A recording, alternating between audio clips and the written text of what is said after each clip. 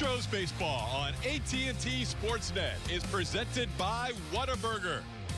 This afternoon, the Houston Astros continue their grapefruit season schedule as the visiting team in their home stadium.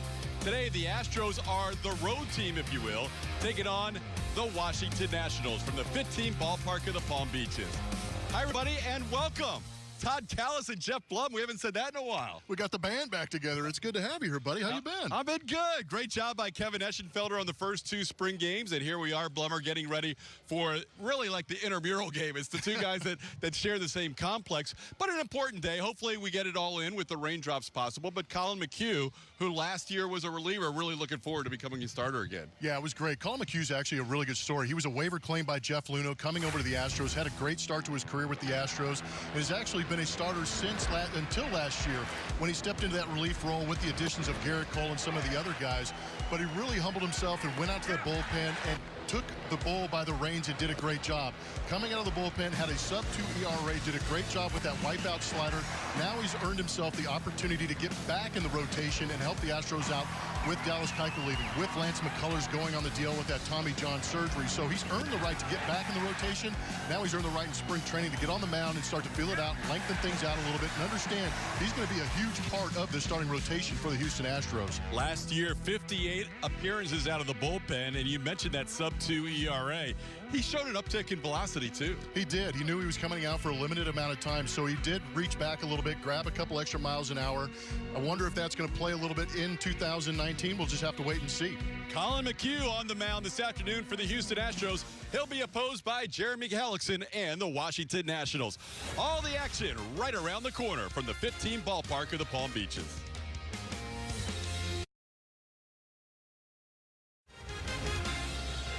Astros baseball on AT&T Sportsnet is brought to you by TXU.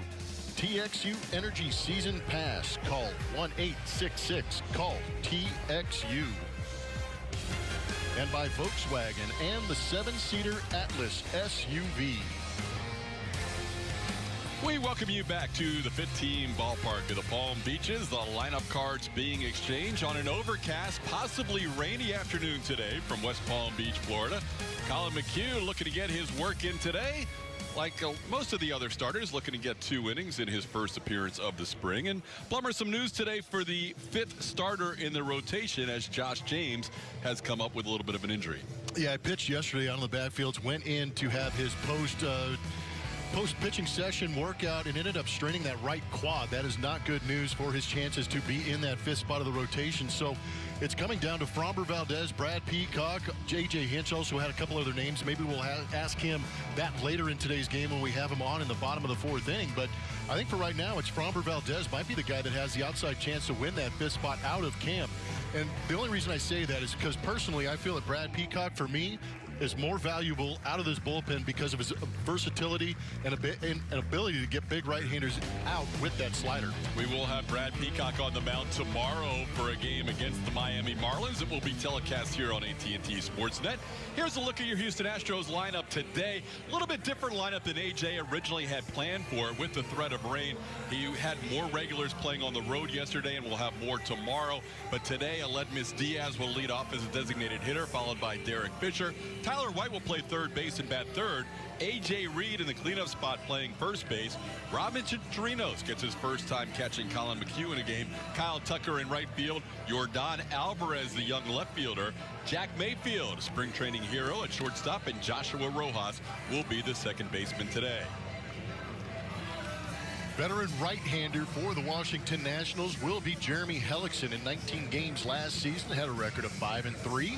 ERA at 3.45, 91 1/3 innings pitched, only 20 walks to go with those 65 strikeouts. He has a fastball, has a very good changeup. He'll throw the occasional slider and curveball. The opponent's hitting .230 against him. Making a start for the Washington Nationals. Talked about the Astros searching for their 5th starter in the rotation. Jeremy Hellickson signed a week before pitchers and catchers reported for the Washington Nationals, and he is the front runner to be in that 5th spot in Dave Martinez's starting rotation for the Washington Nationals. Hellickson will make his first start of the spring like Colin McHugh. A.J. Hinch, as always, will join us in the fourth, but today, because the Astros are the visitors, not only will they bat first, but A.J. will join us when the team is pitching, so that will be the bottom half of the fourth inning. Astros and Nationals play 6 games this spring. The Nationals happen to be the home team for the first 2 contests, as they were also the home team earlier this spring. And both teams have their complexes here. The Nationals out beyond right field and the Astros beyond left field. But it's kind of unique because you don't really ever see the other team until you play them. You don't want to see them.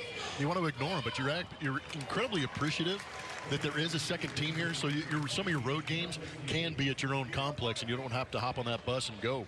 It's an amazing setup because usually in the past you would at least cross paths. There would be a common area for some teams that shared spring training complexes, but here it's completely separated. Neither team takes batting practice usually for their games here at the 15 ballpark at the Palm Beaches on the playing field. So we're ready to go. Both teams showed up. Sun is out for now. We'll see how long that lasts. Aledmys Diaz will lead things off. He has never had a designated hitter at bat in a regular season game, but he gets the DH here in this spring training contest and takes a strike. Yeah, I'm not sure if this is a part of the versatility, being able to DH, but he's earned the right to be in that DH spot, so he's going to probably count on him getting close to 4 ABs in this game. On the ground towards third, where Adrian Sanchez waits for it and makes the play, and that's how this game starts, with a ground out to third base. Hellickson is 31 years old. Plummer mentioned 19 starts last year with the Nationals, a total of 91 1/3 innings in those 19 starts. And that was something that Jeremy Hellickson was a little bit disappointed with and would like to see his starts get extended this year. Same with Davey Martinez. They would love to see Hellickson be a guy that can get through that road or get through that lineup a third time and maybe go 6 innings or more on occasion. There's some familiarity there between the manager and the new pitcher for the Washington Nationals, spending time together in Tampa. I imagine you probably know a little bit about both those guys. Know them very well. Yeah, Hellickson out of Des Moines as he faces Derek Fisher, a laid-back kid who didn't say a whole lot but also has a wry sense of humor. Davey Martinez, a longtime bench coach with Joe Madden in Tampa Bay before he went with Joe to the Cubs, and now Davey the manager of the Washington Nationals. I do have some good Hellickson stories we can drop in. I like it. In the first couple of innings. But Fisher will bat here with 1 out and nobody on. You know, this is a pretty big year for Derek Fisher, I think. Yep. 25 years old. Last year he made the opening day roster. Only lasted at the big league level for less than a month or so, and then was sent back down and really never found himself back up at the big league level. Ended up hitting 165, hit 4 home runs, but he was not called back up when the rosters expanded in September, and guys like Tony Kemp got playing time, and Miles Straw was on the team for the postseason for one of the rounds. So, you know, this is a big year for Fisher, who has all the ability in the world, and we've seen it in flashes at the big league level. No, I couldn't agree more. When he does make contact, the ball actually jumps off his bat. It's just a matter of being aggressive and putting the barrel to it so you can see some of the results of the high exit velocity. But at the same time, Julia and I had an open today where we were talking about that 4th outfielder spot, and guess whose name didn't come up? It was Derek Fisher's, namely because of the high prospect status of Kyle Tucker and then Jake Marisnick and Tony Kemp. The addition of Michael Brantley doesn't help either. Tyler White rips one foul down the left field line. We'll see if Fisher runs in this situation. The Astros have been very aggressive on the bases this spring. Fisher stole 11 bags for Fresno in 12 attempts last year and was 2 for 2 at the big league level. See Tyler White's numbers over a 66-game major league season last year. Had some big hits for the Astros and batted .276 with an .888 OPS.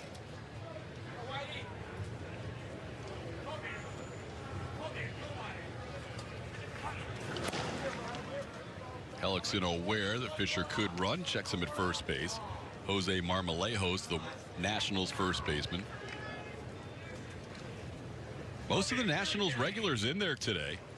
Brian Dozier at second base, Trey Turner at short. Outfield of Juan Soto in left, Adam Eaton in right. Yan Gomes is behind the plate, and Michael A. Taylor in center. Inside to Fisher, it's 1-1. And a lot of discussion around Bryce Harper not signing back with the Nationals and still a free agent, but I would imagine that Davey Martinez feels pretty good with the outfield defense that is created with Taylor in center, Eaton moving over to right field. Those guys can cover a lot of ground. Also Victor Robles that might see some time. White is the batter, and Fisher diving back into first on another pickoff attempt. Just underway, Nationals and Astros from the 15 ballpark of the Palm Beaches. Our first chance to work together. Todd Callis alongside Jeff Blum. Julia Morales, as always, will join us. Fisher on the move, and the throw down by Gomes. Not in time. Fisher with a stolen base. Derek Fisher getting into scoring position with 1 out. And Fish is one of those guys that has a unique ability to run extremely fast. So the jumps don't necessarily have to be fantastic, and his speed more than makes up for it. The thing that caught me by surprise on that stolen base, the late slide. He gets into the bag late on this slide. Yeah, that's something I never had to deal with. I had plenty of time to think about getting into that sliding position, but when you're as fast as Derek Fisher and some of these guys, they sometimes, I honestly believe that sometimes they surprise themselves with how fast they get to the bag. And obviously it doesn't slow you up as much when you go into the bag that late, but it also jars your legs a bit. Well, I would say it leads to injury sometimes too, because those bases are pretty firmly entrenched into the infield and can lead to some ankle issues, but luckily he popped up nice and easy. Tyler White, after getting behind in the count, now has worked the count full. A.J. Hinch has really challenged his runners not only to try and steal more bags, but to get bigger leads and to try and be more aggressive on the bases this spring. I like it. You know, these are games where you're being not necessarily judged, but you're being evaluated, and why not take advantage of these not counting towards your regular season wins and losses and take a chance and be aggressive on the base paths and see if you can do it. Build up some confidence going into the season. White grounds out to first as Jose Marmolejos makes the play. And on the ground out, Derek Fisher moves over to third. Jeremy Hellickson signing that deal right before pitchers and catchers reported 1 week prior for $1.3 million with the Nationals. After pitching with them last year.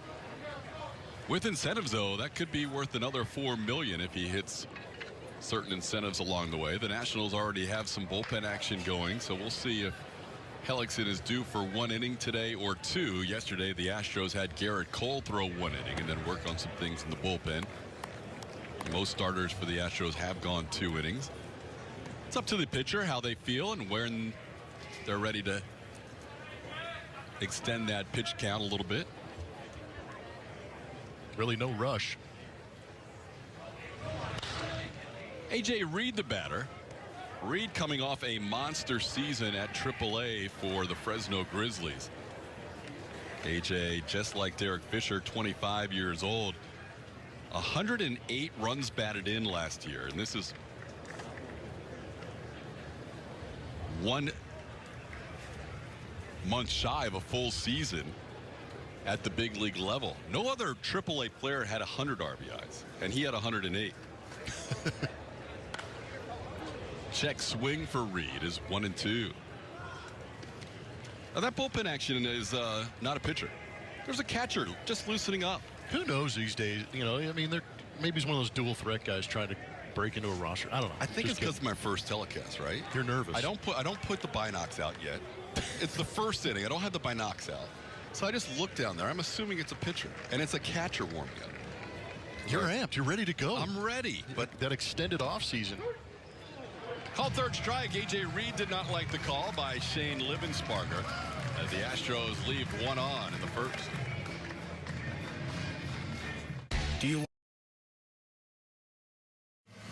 Washington Nationals lineup looks like this for Dave Martinez. The Nationals will have Trey Turner leading off and playing shortstop. Adam Eaton will be in right field today. The 20-year-old Juan Soto is in left field. Matt Adams DHs and hits cleanup. Brian Dozier with the Nationals for the first time plays second base and bats fifth. Also, Yan Gomes, a new National, hitting 6th. Jose Marmolejos, Michael A. Taylor, and Adrian Sanchez round out your Nats lineup. They'll be facing right-hander Colin McHugh, working himself back into this Astros rotation after spending 2018 in the bullpen and doing an incredible job. The numbers on the right-hand side, 58 games. He had 94 strikeouts in that time. It was a great season for Colin McHugh as far as the strikeout and keeping opponents below that 200 mark in the batting average. Ball's whistled foul into the netting above the Nationals dugout. Thank goodness McHugh got that last outing in on the final game of the season against the Baltimore Orioles, because with that shutout inning, his ERA landed at 1.99. It's a beautiful thing. Sounds so much better than the 2.02 that he had before that one inning. Yeah, it's easier to sit down at that arbitration table with that. Colin was a guy who was at least on the radar for an all-star appearance, because his ERA in the first half of the season was sub-1. How about a bunt by Turner? McHugh bare hands and throws it above the head of A.J. Reed and down the line. Colin did a good job getting that ball in a hurry, but the errant throw allows Turner to reach base. Early in spring, I guess it's mandatory that sitting in the seat I say PFP, but this is a part of PFPs. Colin bounced off the mound rather well, barehanded it nicely. I'm not sure he had a firm enough grip to make a strong, accurate throw. Didn't look too awful, but just jumped out of his hand. The speed of Trey Turner really makes it tough also. I think that's going to end up being a hit. Good job by Joshua Rojas to back up that play, because Turner made the turn and then realized the Astros second baseman was on that errant throw in a hurry. So Turner reaches on the infield hit. Bunt base hit, and here's Adam Eaton.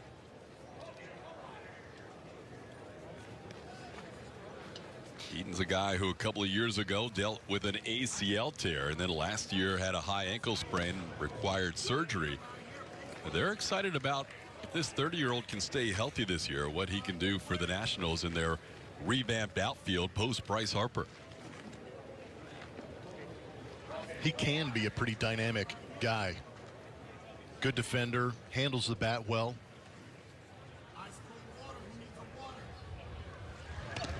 That is in on the hands of Adam Eaton, and he is going to go to first base. They appealed, or they didn't appeal. They actually checked at third base, and Angel Hernandez said Eaton did not swing at that pitch. But that ball hits him on the hand on a check swing, and Colin McHugh has 2 runners aboard with nobody out. And he has been injury prone in the past, but getting in on the plate, oh my gosh, catching that left elbow. He is a left-handed thrower, and that is not going to be fun to take out in the outfield.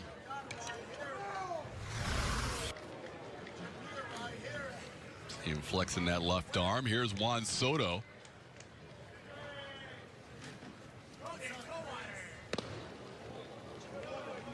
McHugh misses up and away. Soto finished runner-up last year in the Rookie of the Year balloting in the National League. Had a huge season as a 19-year-old, 292, 22 home runs, and 70 runs batted in. Ronald Acuna Jr. winning the Rookie of the Year, as McHugh gets a swing and a miss. It's 1-1. Colin last year, with those relief appearances, did not make his start in the regular season. Kind of shelved the changeup. Stayed all four seam, slider, curve, and cutter.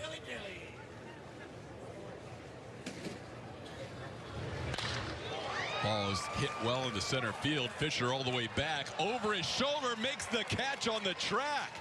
Trey Turner tags and goes to third. Derek Fisher making a fine play for out number 1 of the inning.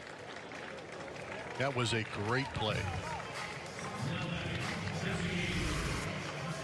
The sun is right behind home plate. This ball was tagged pretty good, but Derek Fisher does a good job of taking the right angle and making sure that ball is over his right shoulder in order to stay with it and make that play. Nicely done. Always tough conditions in Florida, and Derek Fisher made that play look a lot easier than it was. Here's Matt Adams, the designated hitter.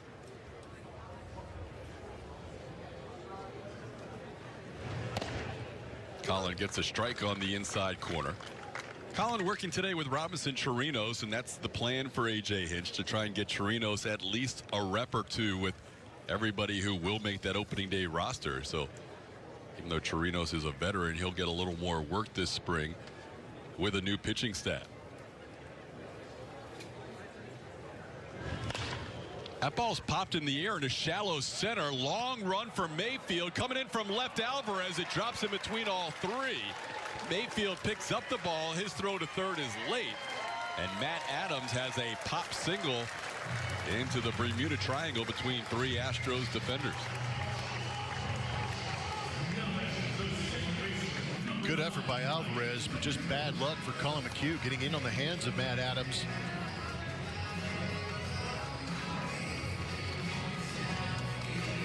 It's all smiles on one end, not the other. And Mayfield was over on the shift. So yes, he had a long way to go at the shortstop. That's baseball, right? You give up a rocket to Juan Soto, yeah, and you get an out, and then you get the pop-up you're looking for to keep the run from scoring, and it ends up being an RBI hit. Brian Dozier on the ground to short. Mayfield to Rojas, and the Astros turn the double play to end the inning. So Colin McHugh ends up giving up a pop-up single for an RBI, and it's 1-0 Nationals. We welcome you back to sunny South Florida. Astros taking on the Nationals today. One of the competitions we are watching in camp is in the outfield. The Astros have some veteran outfielders, and with the signing of Michael Brantley, we know for sure that he will play. It's those other guys who have maybe been up and down, spent some big league time up there. Which one of those will land a spot on the opening day roster, if not more than just one? Kyle Tucker is a guy we're going to see due up here in just a second in this inning. A guy competing for that spot just as well. Got some time in the big leagues last year, guys, and if you remember, struggled at times, but they did see some things that they liked. It was good for him. It was a good test for him. It was a lot to learn at the time as he was trying to adjust to the big league level and what the pitchers were doing to him at that time. But it was stuff that he could bring into spring training this time. You know, remember spring training a year ago was pretty fun for him as he swung the bat really well. He's looking to do more of that this spring and give them something to think about by the end of camp. Spring training was very fun for him last year. Nobody had a better spring in the major leagues, I don't think. No, he was Ted. He was Ted of spring training. We need to bring Ted to the show. Ted is now 22 years old as Robinson Chirinos leads off. Kyle Tucker bats second. There is the man they nicknamed Ted last year after Ted Williams. And he put up Ted Williams-like numbers in the spring. Chirinos 1 for 2 the early part of the spring, facing Jeremy Hellickson.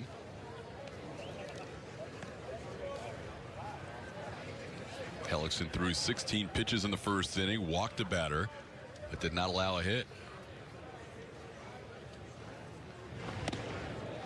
Chirinos misses the high fastball and goes down swinging for the second strikeout for Hellickson. Here is Kyle Tucker, 22-year-old. Kyle's got a unique swing, and that's one of the things I was watching last spring training is that right arm has a tendency sometimes to bar out a little bit, but he does a great job of still getting to inside pitches. And again, you know, in this day and age of analytics and information and video, it's at every minor league ballpark there is. So when Kyle Tucker showed up on the scene, there was probably a ton of information that these pitchers were able to combat what Kyle Tucker was bringing to the plate.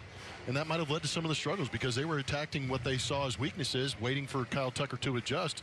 Now is the time where he can adjust. Definitely a learning season for Tucker.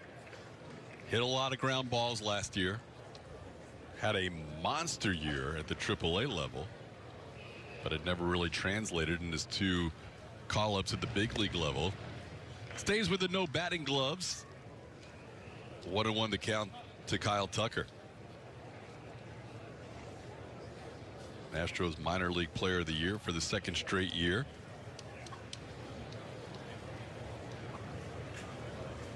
Did most of his damage at the big league level against lefties, as you saw, as Hellickson threw a good changeup on 1-1. That's pretty impressive this day and age. You figure the matchup would favor the right-handed pitcher for Kyle Tucker, but numbers don't dictate that. Doesn't chase upstairs. It's 2-2. Hellickson's fastball has been sitting in the upper 80s today. The changeup is a big pitch for Jeremy. It's always been his go-to out pitch when he's looking for a strikeout. Let's see if he goes back to it here. 2-2. Oh, he delivers a 2-2 strike right down the middle at 89 miles an hour, and Tucker goes down looking. That is 3 consecutive strikeouts for Hellickson. On TV, we call that quick pitching. A guy watches, there's no leg kick from Hellickson. He basically slid step to home plate. In the dugout, they call that skit pitching. But anything to keep the rhythm of the hitter off balance, and that's what Hellickson did. I also feel like Hellickson has gotten rid of that really big leg kick, kind of shorten that a little bit too, and be a little more efficient to home plate. Yeah, he has. Kind of changes it up a little bit as Yordan Alvarez fouls one out of play. This kid just 21 years old. Well, and that's what I forgot to bring up with Kyle Tucker too. He's just a kid. I mean, it's pure raw talent. Some of the numbers you see from him in AAA, those are just a guy that is overwhelming the game with talent. At the big league level, you got to bring in some of the ability to think through some of these ABs, and that's what he's trying to become.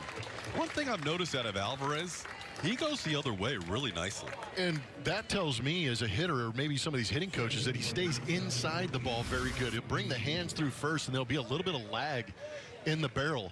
And yes, he does get blown up a little bit, but you're going to increase your chances of getting hits or staying alive when you bring those hands through a little bit early and have some good bat lag, because it keeps your barrel through the zone a little bit longer. The Nationals obviously were playing him in the shift, and he went up against the shift, but in the outfield, he rockets balls to left and left center. Here's Jack Mayfield, otherwise known as Super Jack. A.J. Hinch even calls him Super Jack. That's what I love. He got into 24 spring games last year and had an OPS of 870 in those spring games. That's how you make an impression. It seemed like whenever we did a TV game, he was the guy that was the star, one way or the other, offensively or defensively. Today, getting a chance to start. Well, the postgame show was basically Julia and Super Jack. That spring training. Yeah, it was a running series. Yeah. You know, this might be Hellickson's last inning, because a lot of starters get 2 innings. So I said I would try and get a Hellickson story in. Yeah. So Joe Madden back in the day used to have a lot of animals that you bring into the clubhouse to keep things loose. You bring in, you know, snakes, penguins and cockatoos, and it was like any animal you could think of. He would just, as a diversion, bring in these animals, and a lot of them came from Busch Gardens or the Tampa Aquarium. And so he asked all the players, and Hellickson's kind of a laid-back guy, Des Moines guy, keeps to himself, but a wry sense of humor. And he asked all the players, you know, what should our next animal be that we're going to bring into the clubhouse? And everybody had their ideas, and Hellickson raised his hand. He's like, what if we get monkeys to shag for BP? And Joe was looking at him. He's like, that's actually kind of unique. And Jeremy's like, seriously, how cool would that be? Like monkeys running around. And then, you know, then they thought about PETA issues and possible line drives, and that went away quickly. Yes. But that was Hellickson. You can't put helmets on the monkeys? Hellickson wanted to have, as part of the animal tour for the Rays clubhouse, the possibility of monkey shagging BP. I have not met Jeremy, but I think I want to. Jan Gomes with a nice play against the fence for Tigers Jack Mayfield to end the second inning. 1-0 Nationals. Bottom half of the second inning, Nationals leading the Astros 1-0. The Astros fans on hand today as they watch Chris Davinsky warm up for the second inning. Colin McHugh leaving after 1 inning and 12 pitches. So the inning total was the same as yesterday's starter Garrett Cole, but pitches 4 more than Cole. And time for Devo as he's looking for a bounce-back season. Yeah, he definitely is. Got roughed up a little bit. You see the unaccustomed number of the ERA at 4.18. Still in very good command in 50 games that he did pitch, and only walking 13 hitters. But a lot of those changeups just didn't quite have the depth that they had in the past. Got hit around a little bit, giving up 9 home runs in those 50 games.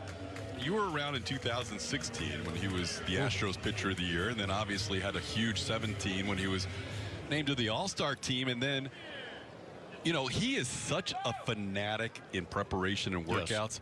You wonder if all that usage for the 2 years plus the 2018 season started to build up some wear and tear on him, because that first half was good last year. The second half kind of went the wrong way. No, you're completely right. You know, that was one of the things. I mean, to the point where Steve Sparks and I We were in Anaheim, I believe it was 2016 when he first came up, and we were going to play golf around 6:37 in the morning, and guess who was outrun? Chris Davinsky. After a night game. Yeah, so this guy, he's a beast as far as like being prepared, you know, with the conditioning, with the strength training, and going out there and making sure he makes the right pitches. But it's a valid point to say that those first 2 seasons at the big league level, preparing like he normally does, and then pitching at the big league level may have been a little bit of wear and tear, but it's all about adjustments, and hopefully he makes the adjustment this year and gets back to those numbers we're accustomed to seeing, where the ERA is, you know, 2.5. Well, he's ahead of his first batter today, Yan Gomes, 0-2. And Devo only knows one way to operate, and that's at 100% at all times. But he said maybe he'll learn to work a little smarter and, you know, at times have to back himself down a little bit from that incredible training regimen that he has. This ball is smoked over the head of Jack Mayfield and into left field. Yan Gomes on an 0-2 breaking ball hits a line drive to left. Gomes will be an interesting addition to this Nationals team. He and Kurt Suzuki now the catching core. Put a good swing on what looked like a slider. I'm not sure if Devo wanted to catch that much of the plate in an 0-2 count. Sometimes you, in an 0-2 count, you got a couple pitches to play with. Start it off on the plate, break it off the plate. Maybe get some chase or soft contact. Jose Marmolejos rips one by the first base coach Tim Bogard. Fouls. 0-1. Marmolejos last year AAA, 266, only 8 home runs and 539 ABs. The Nationals will move their AAA affiliate. Last year, in the past years, it had been in Syracuse, and now they will take over the Astros AAA city in Fresno. Going to get some frequent flyer miles getting called up and down, right? That's a haul from Fresno back and forth to D.C. Yeah, that's a pretty heck of a long trip. You know, it wasn't ideal when it was Houston to Fresno, but at least you're in the AL West. Yeah. And a lot of times you're on the West Coast, and that worked into the Astros' favor when Brian McCann was rehabbing, because he was able to catch a Josh James start on a rehab and then show up in Seattle and be on the West Coast. But for the Nationals, there's a huge distance from their big league city to their AAA city. But on the plus side, you get to be a taco once a week. You do. Every Tuesday, these Nationals players that end up at AAA will be the Fresno Tacos. Runner bluffing a go, and a pitch down and in. It's 2-2. That would have been some catcher-on-catcher crime right there with Yan Gomes attempting a steal, but decided to stay put. Looks like Chirinos is smiling a little bit behind that mask. Wonder what Yan's doing down there. He's probably asking him, go ahead.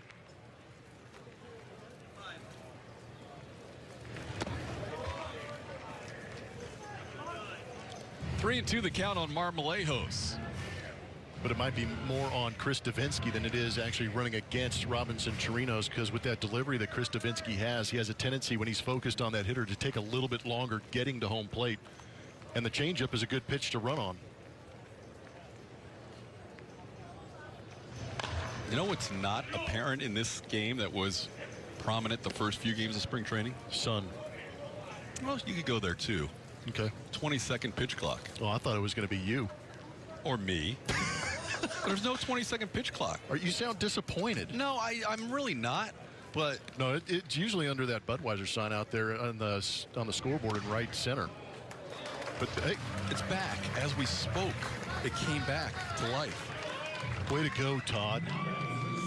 But they made it a 30-second pitch. I don't know. Maybe it's a Canadian clock. A base hit and now a walk. And the Nationals, for the second straight inning, have their first 2 runners on. Well, I thought it went away because it seemed like it was becoming a non-issue on recent reports. Yeah, I really didn't feel the 2 broadcasts we had in a couple of games that I did watch when we showed up. I didn't feel like it was really having an impact, and I noticed it more when hitters were coming from the on-deck circle, where they were a little bit late getting in the box, maybe around that 8 or 9 second part. It's back and running now. It's a 20-second clock once the pitcher gets the ball on the mound. And then once he comes to the set, it's over. So Plenty of time for Devo as Michael Taylor delivers a line drive single to left. Hit hard enough that Gomes doesn't have a chance to score, but the Nats have the bases loaded and nobody out.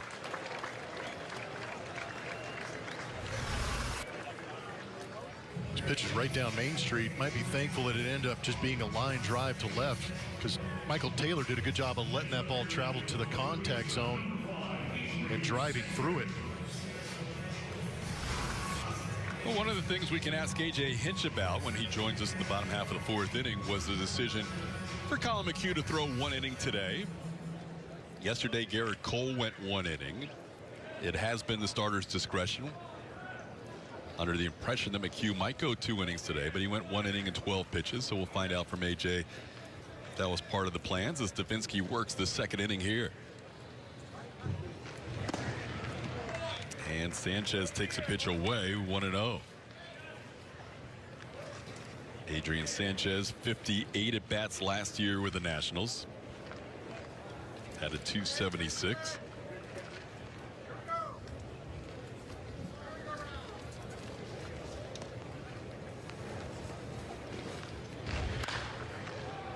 That one's out of play. It's 1-1.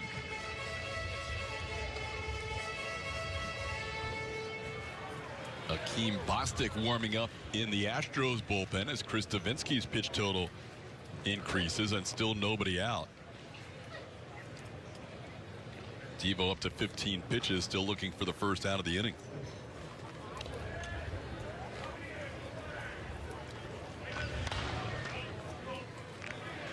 One and two the count to Sanchez. Yan Gomes, the runner on third, reached on a single. Jose Marmolejos at second. He walked. Michael Taylor at first. Nationals leading 1-0. They've had some base runners here in the first couple of innings.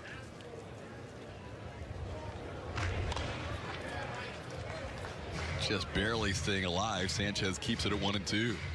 That was a pretty good changeup on the outside corner from Devo. Just a ground ball and a strikeout away from getting out of this game. But early on here in spring, pitching in some traffic.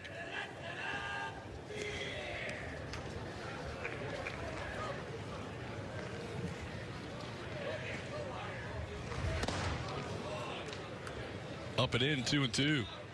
Velocity pretty good. That last pitch at 95.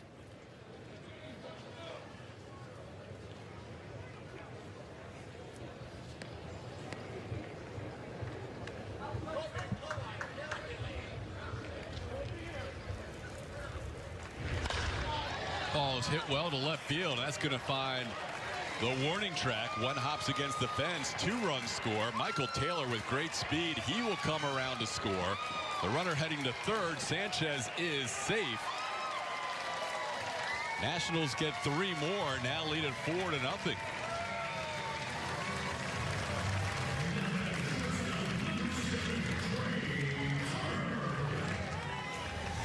Bases clearing triple on a 2-strike pitch. That's that slider that backs up and stays down in the zone. Sometimes when you get that off-speed pitch, it stays down, middle in. Even though your hands are leaking forward a little bit, you're able to stay through it because the velocity isn't there.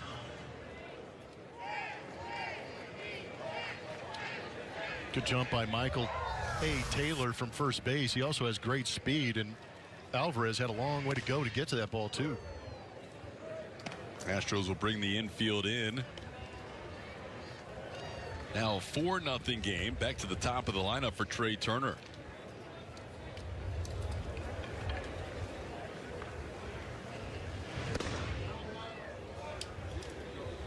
One and one the count.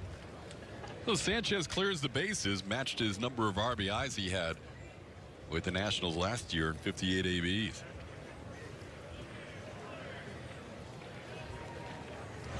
Bob Henley, the third base coach for Washington, is Turner, who reached on a bunt single his first time up, down in the count here, 1-2. Ex-roommate of Jeff Blum. Really? Bob Henley. Yeah, we came up in the Montreal Expos organization together. Where'd you guys room together? We were in West Palm Beach for a while for spring trainings, and then we were in the Australian Winter League. Seriously? Roommates for a while, yeah. Then Double-A. That's awesome. Yeah, Bobby's one of the, he's phenomenal. Bob Henley and Jeff Blum, West Palm Beach Expo roommates. Oh, yeah. Nice. Plenty of experience. So did you guys ever find Clematis Street when you were singling? I'm not going to answer that question right now on air, Todd. I'm going to leave the imagination to the fans. You heard about it. Yeah, I knew how to get to Duffy's last night real well. Knew that real well. How was Bob as a roommate? Phenomenal. I mean, he's just Alabama country boy. I mean, he's part of the reason I have a little bit of a southern drawl every once in a while. Trey Turner gets blown up by Devo. The barrel of the bat ends up almost as far as the baseball. Mayfield makes the play on the drawn-in infield. A.J. Hinch out of the dugout, and that will be it for Chris Davinsky as he is over 20, approaching 25 pitches on the day. So Devo will leave with a runner on third and one out. Akeem Bostic will be the new pitcher when we come back. Astros mini plans are on sale now. Pick the plan that works best for you with a 15-game flex plan presented by NetSpend, or attend the games with the best giveaways with a 10-game bobblehead plan. Call 713-259-8402 or visit astros.com/mini plans for more information today. Still in the second inning, Astros on their third pitcher of the day, and it is the right-hander Akeem Bostic. It's a second-round pick of the Rangers in 2013. Now with the Houston Astros. Last season between AA and AAA, appeared in 22 games and had 16 starts. He will start this appearance with a runner on third and one out as he delivers to Adam Eaton. The infield drawn in still. Eaton takes a pitch for a ball.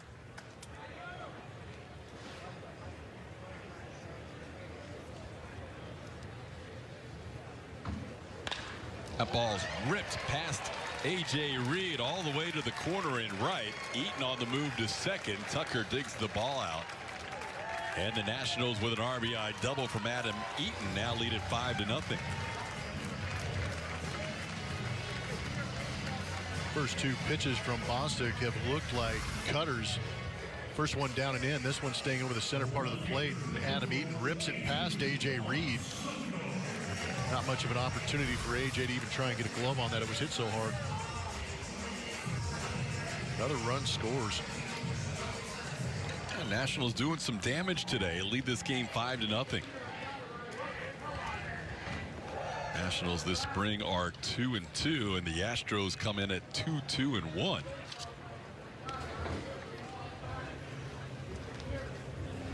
Last broadcast you guys had ended in a tie a couple of days ago.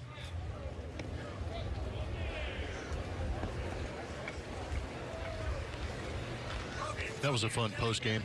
Was it? Yep, talking about a tie. Got a point. Great. Call strike, it's 1-1. Yeah, thank goodness for Julia. She's able to make ties sound interesting. I can't remember the last time.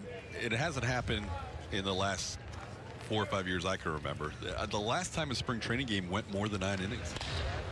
Soto into right field. Tucker is there. Eaton's going to tag, and Tucker's throw comes into second. Adam Eaton moves over to third. Juan Soto 0 for 2. Hit the ball hard as last time, lining out to deep center field.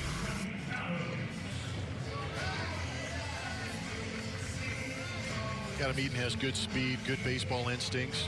Testing the young man in right field.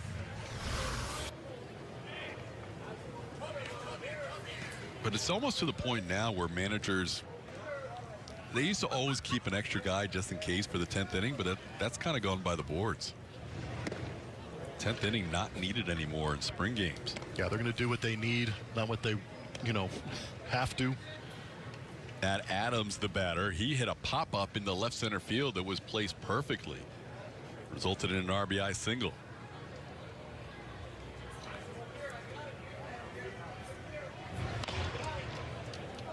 On the ground, foul. It's 0-2. Akeem Bostic pitching in the second inning, coming on for Chris Davinsky. Akeem is 23 years old. Started his career with the Rangers after being drafted in the second round of the 2013 draft out of West Florence High School in Florence, South Carolina. And he picks up a strikeout to end the second. So Bostic comes in and gets a couple of outs. It's now 5-0 in favor of the Nationals.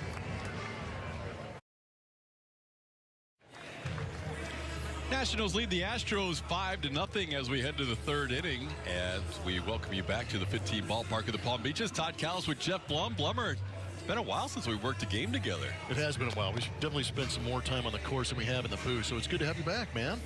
Yeah, it's great to be back. It's been a little while, and we had a chance to be fans for the postseason last year. And we actually did a radio show last night. Oh. And now here we are, TV today, TV tomorrow, and then we're doing radio on Friday. Yeah, that's going to be a big Friday night on radio because you're going to have me, you, Julia. You never know what you're going to get. It's a little bit looser on radio. And it's the beginning of spring too. Yeah, so things we're are having a good time with it. Things are a little loose. Yep. The only thing not loose is our set. Our set is tight. It's tight. It's very tight, like a tiger. It is. We are ready to go for spring training, and we appreciate all the good work that was done by everybody setting up this booth before I got here. Yes. You and Esh doing the first two broadcasts, and now we've got today, we've got tomorrow, a little bit of a gap until broadcast 5, but we'll have a total of 10 broadcasts for you throughout the spring. Joshua Rojas will lead things off. Rojas facing Joe Ross, the new pitcher for the Washington Nationals. Solid couple of innings for Jeremy Hellickson. 1 hit, 1 walk, did not allow a run in 2 innings of work. Mentioned Hellickson is the leading candidate for that 5th spot in the rotation. Ross would be another candidate, Eric Fetty as well. But it's pretty much Hellickson's to lose, and after signing right before the pitchers and catchers reported, he looked good today. Rojas takes a pitch down and in. It's 2-1.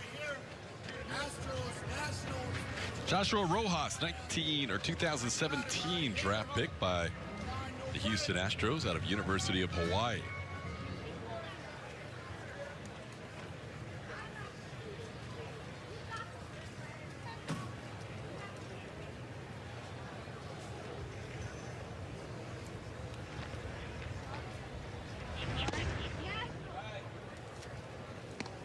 Two and 1 the count. Or excuse me, 3-1. Good time to hit. Hopefully Joshua is sitting on that fastball right in a spot where he can turn on it and do some damage. Did take a big swing, but pops it high into the air into left field. And Juan Soto comes on to make the play. So 1 out, back to the top of the order for Aledmys Diaz. We mentioned our schedule coming up, and obviously Julia with us on the TV broadcast the next 2 days. And Julia, we get to all work together in the radio booth on Friday. Yeah, welcome, TK. We've missed you. How you been? And great. You know, I've been getting up early and watching the sunrise from here at the complex. Glad you could join us. I'm normally fired up for spring training, but watching your Instagram and Twitter feeds, the timestamp really, you know, brings it home. It does, because you are doing things that Todd and I have not even a thought of trying to do. Right, and for those who are back in Houston that are seeing it, you know, an hour earlier with the time change, it's early. But no, it's good. I'm excited about our radio appearance we're going to make.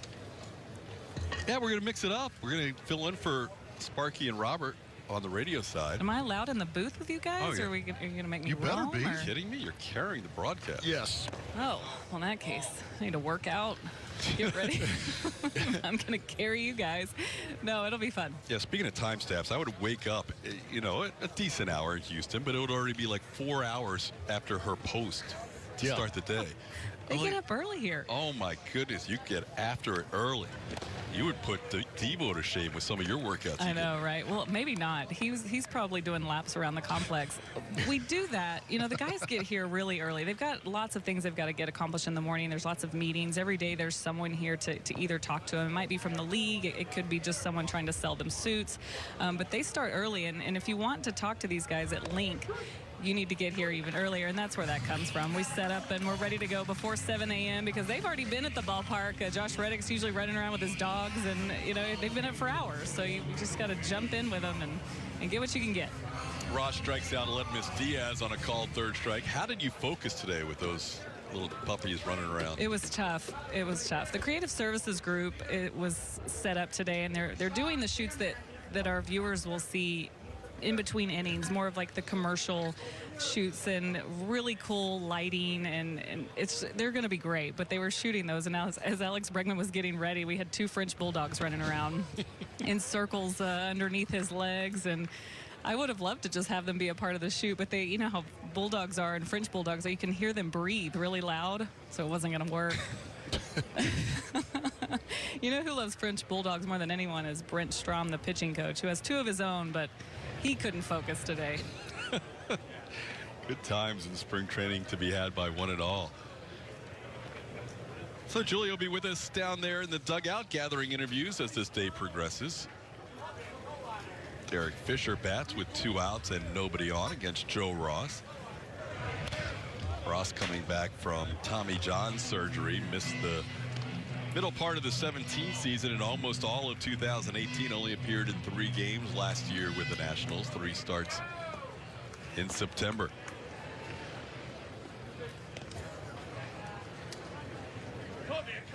Pretty much a fastball slider guy. Will throw the occasional changeup to the left-hand hitter.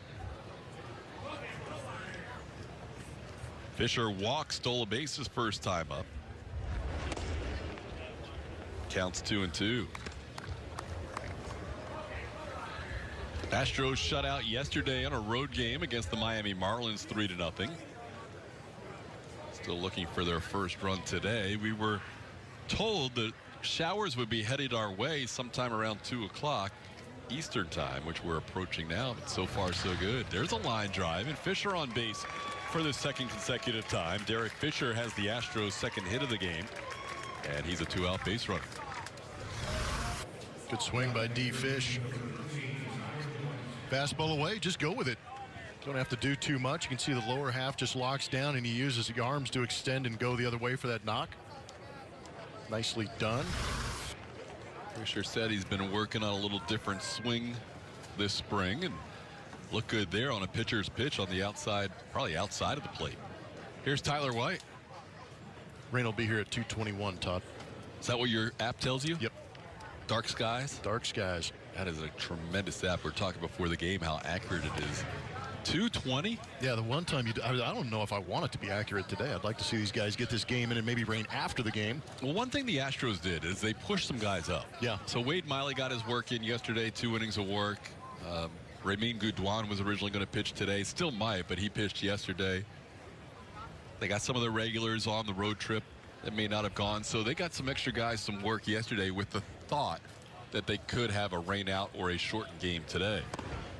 And if Dark Skies is right, we had about 20 minutes to go. Brent Strom was very complimentary of Ramin Gudwan and what he did yesterday. Apparently he threw 10 or 11 pitches and every one of them were in the zone. Come on. Yeah, so he's extremely excited about that. That's for those 2 lefties, Gudwan and Framber Valdez. If they can command the zone, yeah, their stuff is filthy. It is. It's firm and it's got late bite. Well, Ross started out this inning with a strikeout, and they got ahead of Fisher before the base hit, but now he's 3-0 on Tyler White with 2 outs. Had a fly out and a strikeout to start the inning, so Astros looking to try and mount a little 2-out rally here. So even though Julius said Strami was not focused with the Frenchies running around, he was locked in talking to you about Ramin Gudwan. Yep. Now it's 3-1. French Strom is amazing. He is one of the hardest workers, and his passion for the game is infectious. Yet he still has a personality. Right. You know, that's what's great. He's not completely buried in the game. He'll still come over and ask you how the kids are doing. How was your off season? So, I mean, Brent Strom is, we're lucky to have him on this club for the players, but he's also been great to us and been a great conversation and very forthcoming in any questions that we do have. Fisher on the move, and this time he is out as Yan Gomes makes the throw. That was a terrible call. Down replay, Fisher might be 2 for 2 in steals. Instead, he's the last out of the 3rd. It's 5-0 in favor of the Nationals. See if I'm right. Fisher sliding in, gets that front foot in. Yep, safe.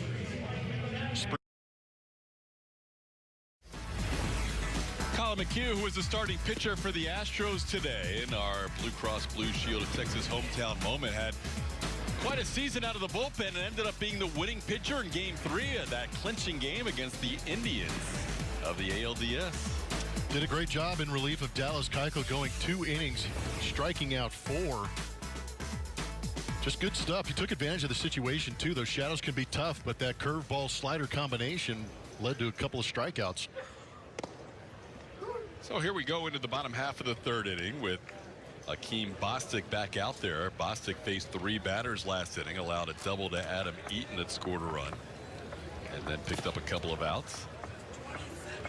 Bostic will face Brian Dozier, the new Washington Nationals second baseman. Dozier grounded into a double play his first time up. Dozier coming off a disappointing season with the Twins and then traded to the Dodgers for their stretch run. Dozier had a knee injury that plagued him throughout the year, ended up batting .215. Sends one high in the air to left center field. Fisher and Alvarez converge, and it's Fisher, the center fielder, who takes command for out number 1. So 1 out. I'll bring up Yan Gomes. There is Bostic, 6'4", 231-pounder. Mentioned he started his career with the Rangers. 2nd round pick. He was a really successful high school athlete, both in baseball and in football. Also played basketball, but he was about to go to Georgia Southern as a wide receiver as well as a pitcher in baseball, but drafted in the 2nd round, signed with the Rangers, and then after a couple of seasons in the Rangers minor league system, he was traded to the Astros for Carlos Corporon. And that fastball gets by Yan Gomes. Bostic ahead 0-2.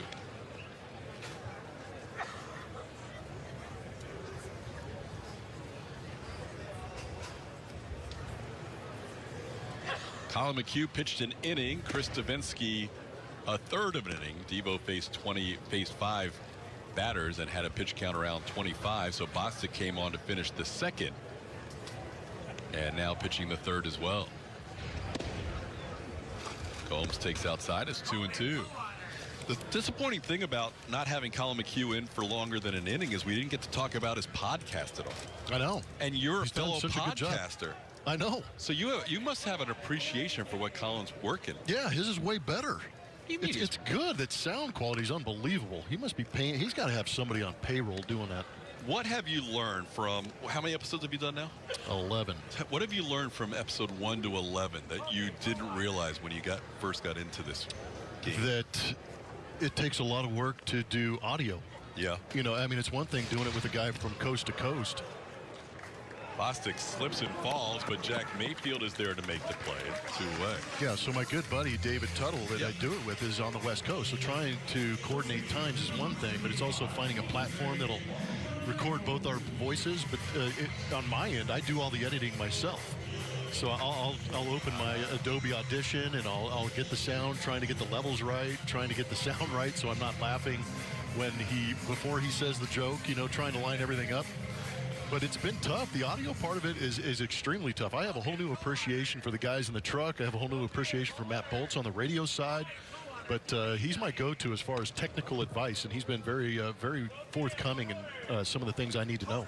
It's been fun. 4 straight batters retired by Akeem Bostic. So you're learning a lot as you produce these, basically. But you and your podcast partner David Tuttle do it from different coasts, or Central Zone and West Coast time. A lot of Colin's stuff is recorded, full-length interviews. Yes. So he's probably not dealing with as much of the technical engineering as you are, but his is 12 to 6. Yep, 12 to 6 podcast. He does a very good job. He's got players on, which he does a very good job talking about the clubhouse aspects of it.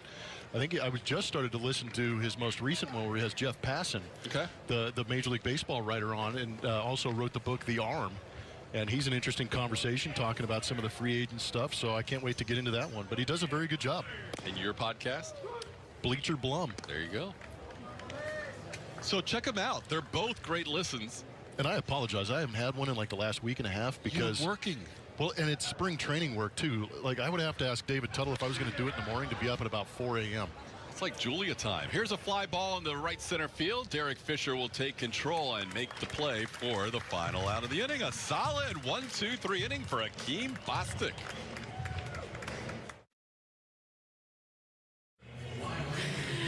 We welcome you back to West Palm Beach for spring training action with the Houston Astros. And I have a guest with me now, Brady Rogers, who we saw pitch Saturday, making your spring training debut. But it's been a long time since we've been able to see you pitch undergoing Tommy John surgery. That was, what, May? You said 2017. Yeah.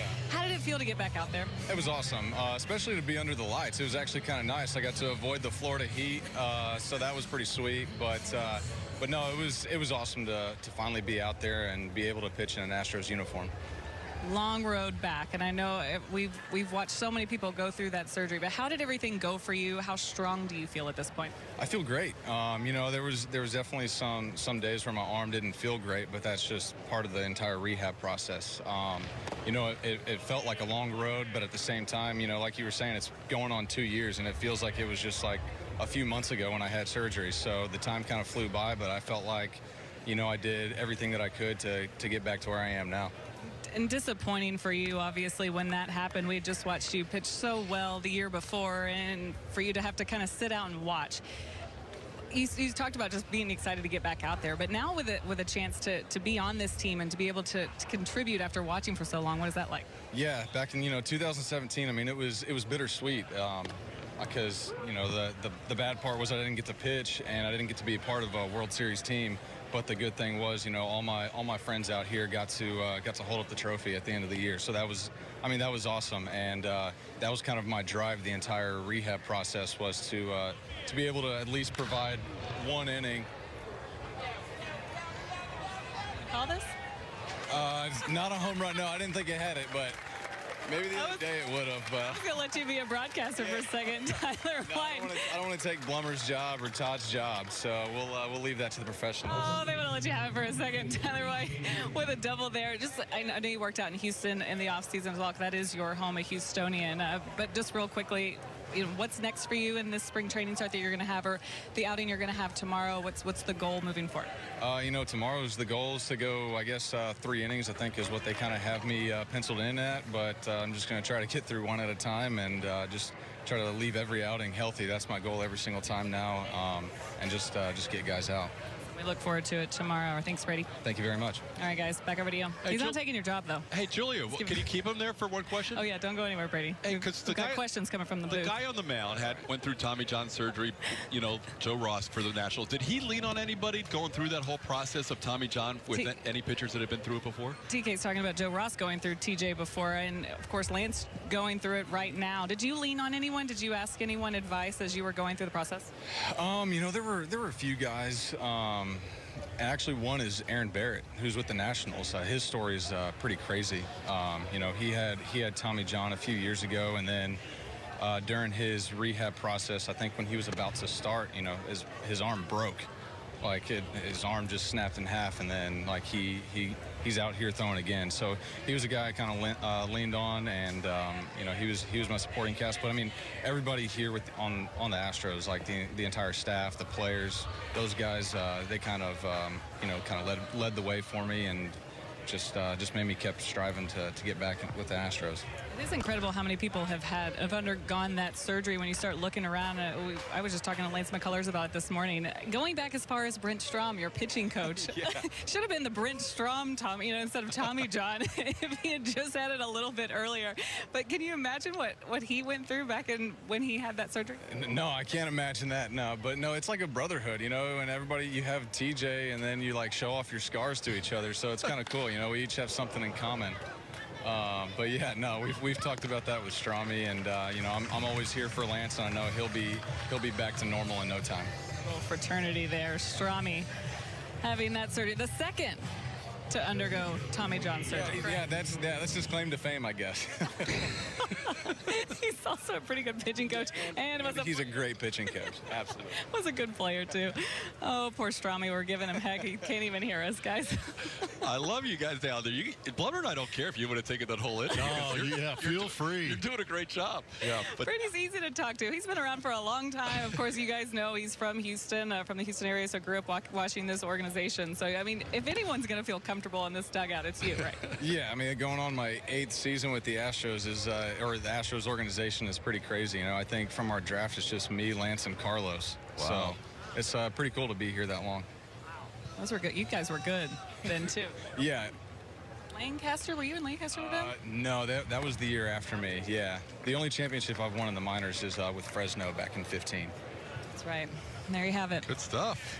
He's probably trying to leave and get out of here and make a tea time or something. Oh, you stick around? Yeah, I stick around. I leave after 5. You don't have enough service time to leave before? No, I like to watch the games too, so I don't like to leave before 5. All right, guys. All right, good stuff, Julia and Brady. Thank you very much. Might get a chance to see Robinson Chirinos get his first Astros RBI here, runner on third base. And less than 2 outs, but he's down in the count to Joe Ross, 1 and 2.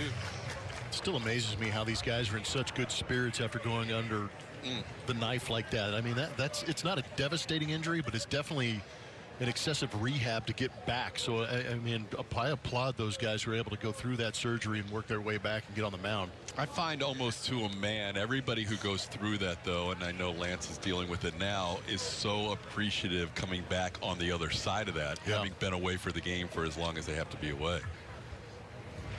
It's just one of those times when you show up, you get in your rehab work, you feel like you're part of the team, but you're kind of like on the outside looking in. You know, Joe Ross dealt with that from the middle of 2017 to the end of last year. It's no fun being on the, I guess, the injured list now. Yeah, not the DL. Yeah. So, I mean, it's no fun being on that list and watching your team go out and compete, win ball games, because you do feel detached from what's actually happening on the field.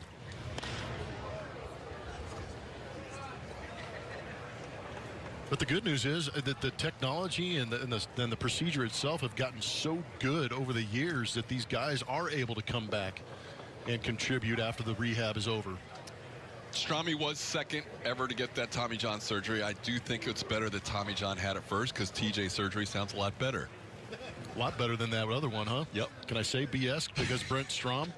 You just did. I guess so. Spring training, right? Yeah. Swing and a miss. Chirinos goes down for the second out. Yeah, that'd be kind of odd. I got to take care of this TJ surgery as opposed to, the alternative. We get it. I could really drive the point home if you want me to, Tom. I think they got it home. Okay. I just want to make sure. I think they've got it. Okay. Thank you. Here we go. 2 outs. The runner stays at third, and here's Kyle Tucker. Well, if this was got a little warm in here. If this was 2018, we know what would happen here. Tucker would come through with a 2-out RBI. See if he could come through again in one of his early spring training at-bats. Tucker does have a spring RBI already. Takes one down and in from Ross. Kyle tried to put on some weight, said he felt good after gaining close to 10 pounds. Wish that translated to the broadcast booth where you could feel good about gaining 10 pounds in the offseason. No kidding. But Tucker looks like he is bulked up a little bit. Always has had a little bit of he's a strong guy, but always had a bit of a wiry frame. Yep. And another similarity to Ted Williams. Ted Williams wasn't a massive, chiseled human being. He was just kind of that wiry frame that could generate a lot of bat speed. See if Tucker unleashes here with a 2-0 count. Kyle did not have a home run at the big league level last year. A AAA Baseball American Player of the Year. Did all his damage for the Fresno Grizzlies. And now he's got a 3-0 count. He looks at Gary Pettis, and I would think more than likely AJ would like to see a swing here. Yeah, it's another opportunity. Give him the green light in spring training. If he handles it well, then they don't have to think about it during the regular season if he's in the same situation in the big leagues. Hard to tell if he had the green light. That was a pitcher strike on the inside corner. It's 3-1. Yeah, he wouldn't have offered it that anyways. There's our buddy Gary Pettis. You talked to him before the game. It was good to catch up with Gary. Yeah, we used to, before I moved to Houston, we lived in the same city of San Clemente out there in California. So I saw Gary plenty. But he had an opportunity this offseason to go see his son play a lot of football. Yeah, how about that? Yeah, it was a lot of fun going to watch his son Dante, and that's what he enjoyed the most, is being able to hop on a plane and go up the coast to San Francisco and watch him up there. And then they even played a couple of games in L.A. Dante ended up really having a great rookie season for the Niners. Counts 3-2. A couple of close pitches that were called strikes on Tucker. Now after being down to the count 3-0, Ross has the count full, and Tucker grounds one off his front foot. And down the line and right. Ouch. Like, really? Couldn't you have called one of those previous 2 ball 4? I didn't need to do this to myself. Ooh, right off the shin. You know what I like to call those? Yes. They get nice and purpley and meaty looking. Turns into a shin burger. A little extra special sauce on that one. That was a good one. Never feel good, and especially in spring training. You don't want one right out. Everything feels good at the beginning of spring training. You don't need those early on. No, absolutely not. During the regular season, you're beat anyway, so it's like, hey, I just fouled one off. But in spring, you are feeling so good that that's just a harsh reminder. There's a rip base hit down the right field line. Ted has done it again in spring training. Kyle Tucker, an RBI double. The Astros on the board as Tyler White scores the first run of the game. It's now 5-1. Got himself a hanging fastball and turned on it. Nicely done. They tried to throw that comeback fastball on the inside, but it started middle and ended up out over the plate, and Kyle Tucker gets the barrel out ahead of it and rakes it down the right field line. It was nicely done. That is a unique swing. It is, and he does a good job. And you can see from that side swing that he actually does keep that barrel in the zone for a very long time. That's what's appealing about Kyle. Here's Yordan Alvarez. So we go from a 22-year-old Kyle Tucker to the 21-year-old Yordan Alvarez, who had a base hit the opposite way his first time up. A little bloop, but it was in the right spot for Alvarez. He takes a strike. This guy is the number 3 rated prospect in the Astros organization, according to Baseball America. Acquired in the Josh Fields trade. In case you're wondering, Forrest Whitley is number 1, and the guy on second base, Kyle Tucker, is number 2. Also in the MLB rankings, in terms of Astros prospects, you've got Yordan just behind Josh James. And Whitley and Tucker are still the 1 and 2 spot. It's pretty good. Gosh, yeah. 6 prospects right there. That is real good.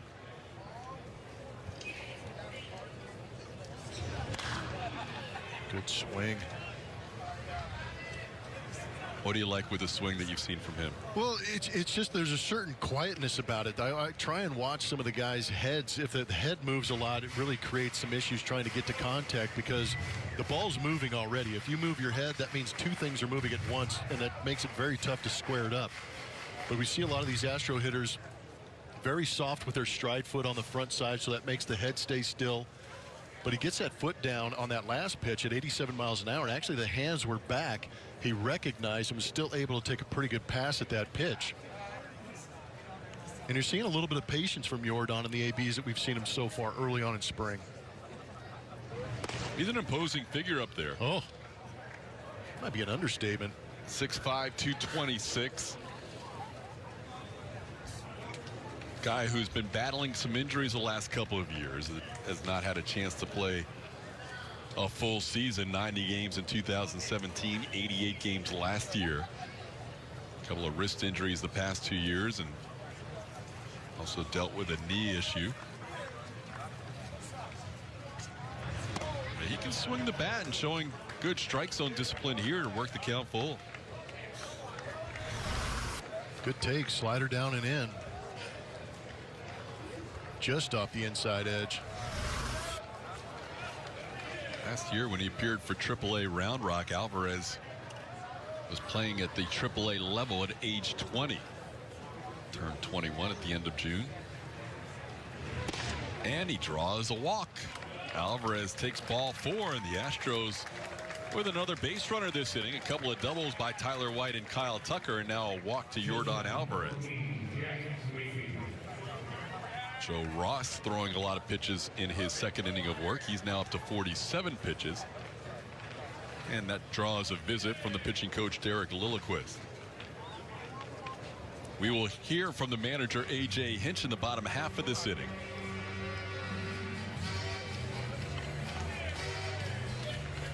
Spring training at the 15 ballpark of the Palm Beaches. Astros spring training now in full motion. Catch all the excitement As the Astros prepare for the 2019 season, for tickets and more information, visit astros.com/spring training.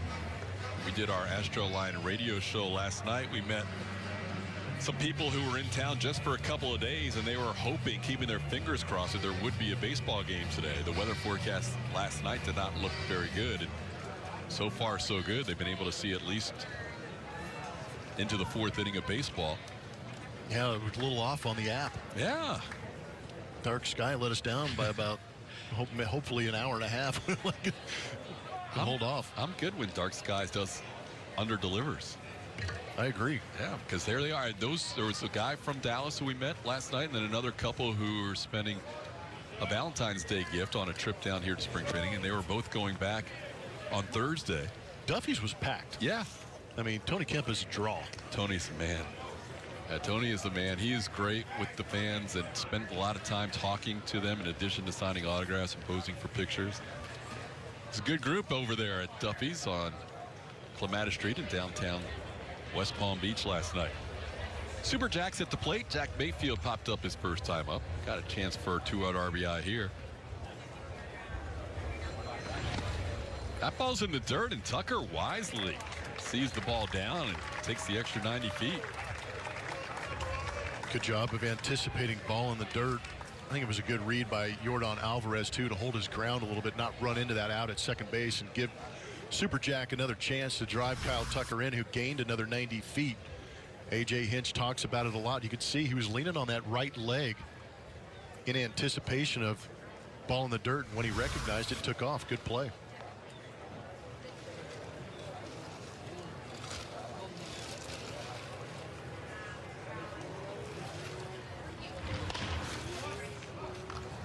Off the front of the Astros dugout, the count is 2-1. Well, A.J. Hinch saying in his media session today that very good possibility the Astros will carry 5 outfielders. You guys talked about it in the pregame show. Kyle Tucker still would be a guy you would think would start the year at the minor league level. Jake Marisnick, Tony Kemp, likely, if they keep 5 outfielders, to be the extra 2 to go along with George Springer, Josh Reddick, and Michael Brantley. But there's a lot of organizations Kyle Tucker would be heading to the big league level at the beginning of the season. Yeah, it's pretty amazing to see the transformation of the Houston Astros organization from 2015 on, where they were so young and guys still trying to fight for spots and earn the right to be in the big leagues.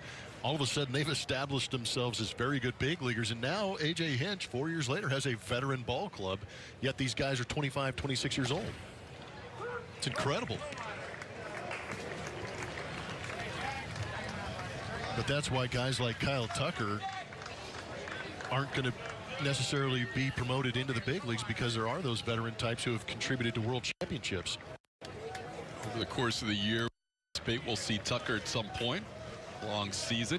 You never just have the original 25 you start with, as Mayfield hits a slow roller. Sanchez throw is low, and it gets by Marmolejos. Tucker scores. Alvarez is going to hold up at third base, and Mayfield into second. Well, the Astros score a run on the error by Sanchez, and now have runners on second and third with 2 outs, and that'll be the last batter that Joe Ross will face. Good job by Super Jack, just putting the ball in play.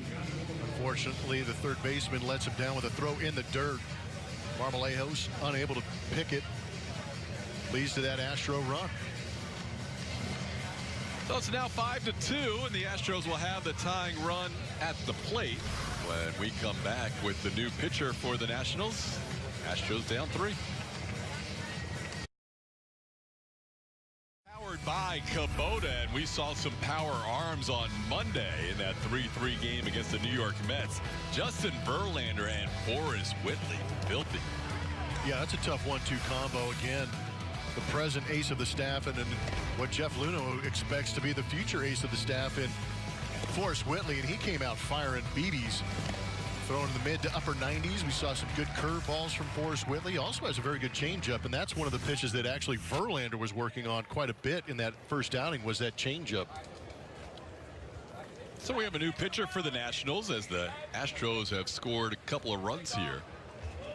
Joshua Rojas will be the batter, facing Austin Williams, a right-hander. Pitched in 10 games with the Nationals last year out of the bullpen. And misses for ball 1. Fastball, curveball, changeup, averaging 94 miles an hour on his heater. Texas State guy. Went to Texas State University in San Marcos. On the ground, second baseman Brian Dozier is there. Astros get 2. And after 3.5, they trail 5-2. We will hear from A.J. Hinch in the next half. We welcome you back to the 15 ballpark of the Palm Beaches. Nationals 5, Astros 2. Astros getting a couple runs in the top half of this inning. Joined by A.J. Hinch. A.J., how are you? I'm good. I'm good. We the weather's cooperating, so that's a good sign. We haven't played particularly well, but all's well down here in the dugout. A few runs early in this game. What'd you see out of McHugh? And was he going to go 1 inning, or how did that work out? Yeah, no, we kind of have the 1-2 first time out. We did the same thing with Garrett yesterday, and Mac, came out, had a little bit of traffic early, fielded that bunt, had a little bit of back soreness in between the first and second inning, so we got Devo in there, and then Devo, was just close enough to being good, but got hit around a little bit, and then Bossa came in and went 1+. So you can map this stuff out all you want, and it goes exactly opposite of what you expect. Yeah, it's a little tough, especially when you guys start getting hit around a little bit. But Abreu's in. You wanted to see this guy pitch a little bit, didn't you? Yeah, I like this kid. He's an impressive kid from a presence standpoint. He's got really, really good stuff. Both breaking balls are elite. He's coming out of A-ball, so you never know how he's going to respond in a big league camp environment. Had a good first outing a couple nights ago. And I'm looking forward to just giving him a little taste of what big league camp is like. He can learn and then go resume it. He's going to get sent down eventually, but it's nice to see him compete. What do you like? His secondary stuff looks pretty good, huh? Yeah, I just like his swing and miss. He's a real tip of the cap to the development staff who, he's raw materials coming out of, as a young signee and goes through the Dominican Academy, comes through low A ball, and it was a little bit erratic as an early minor leaguer, and then both breaking balls are really coming firm. Bill Murphy does a great job as our pitching coordinator. A lot of his pitching coaches that are here in camp have had him in the lower minor leagues, and the organization raves about him. Okay, enough about pitching. I want to talk about some of these hitters a little bit. And you've got 2 guys that we've been watching, or we are going to continue to watch this spring, and Kyle Tucker and Yordan Alvarez. What do you want Kyle Tucker to adjust coming into this 2019 season? Well, his last at bat, you could see exactly how things have happened to him as he's gotten to the upper levels, especially the big leagues, is he does not like that ball close to him.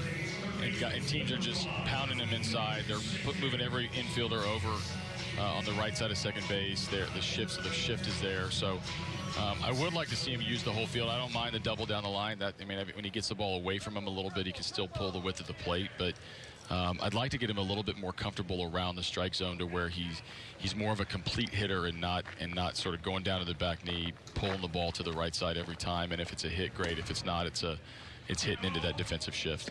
And on the other side, Yordan Alvarez just steps into the box. It's hard to believe he's 21 and has a physique like he does, but he's done a good job of going the other way. Yeah, so you and I talk a lot of trash to one another. I can assure you, you will not talk like that to Yordan Alvarez. Yeah. He's an intimidating dude when it comes to his presence and physical size. And just his one thing I love about him so far that I've just gotten to know him a little bit is how calm he is in the box. He does not speed up. He does not get his body out of posture. He just stands there like the beast of a human that he is, and can stand there with some presence and knows what he's doing with the bat. So he's hit a couple bullets to the left side of the field, which is encouraging. And then now we're trying to find a position for him. He's not comfortable, on the infield yet for us to try him at first base. He's playing a little bit of left field, but one spot that he loves is the batter's box. I like seeing him in there too.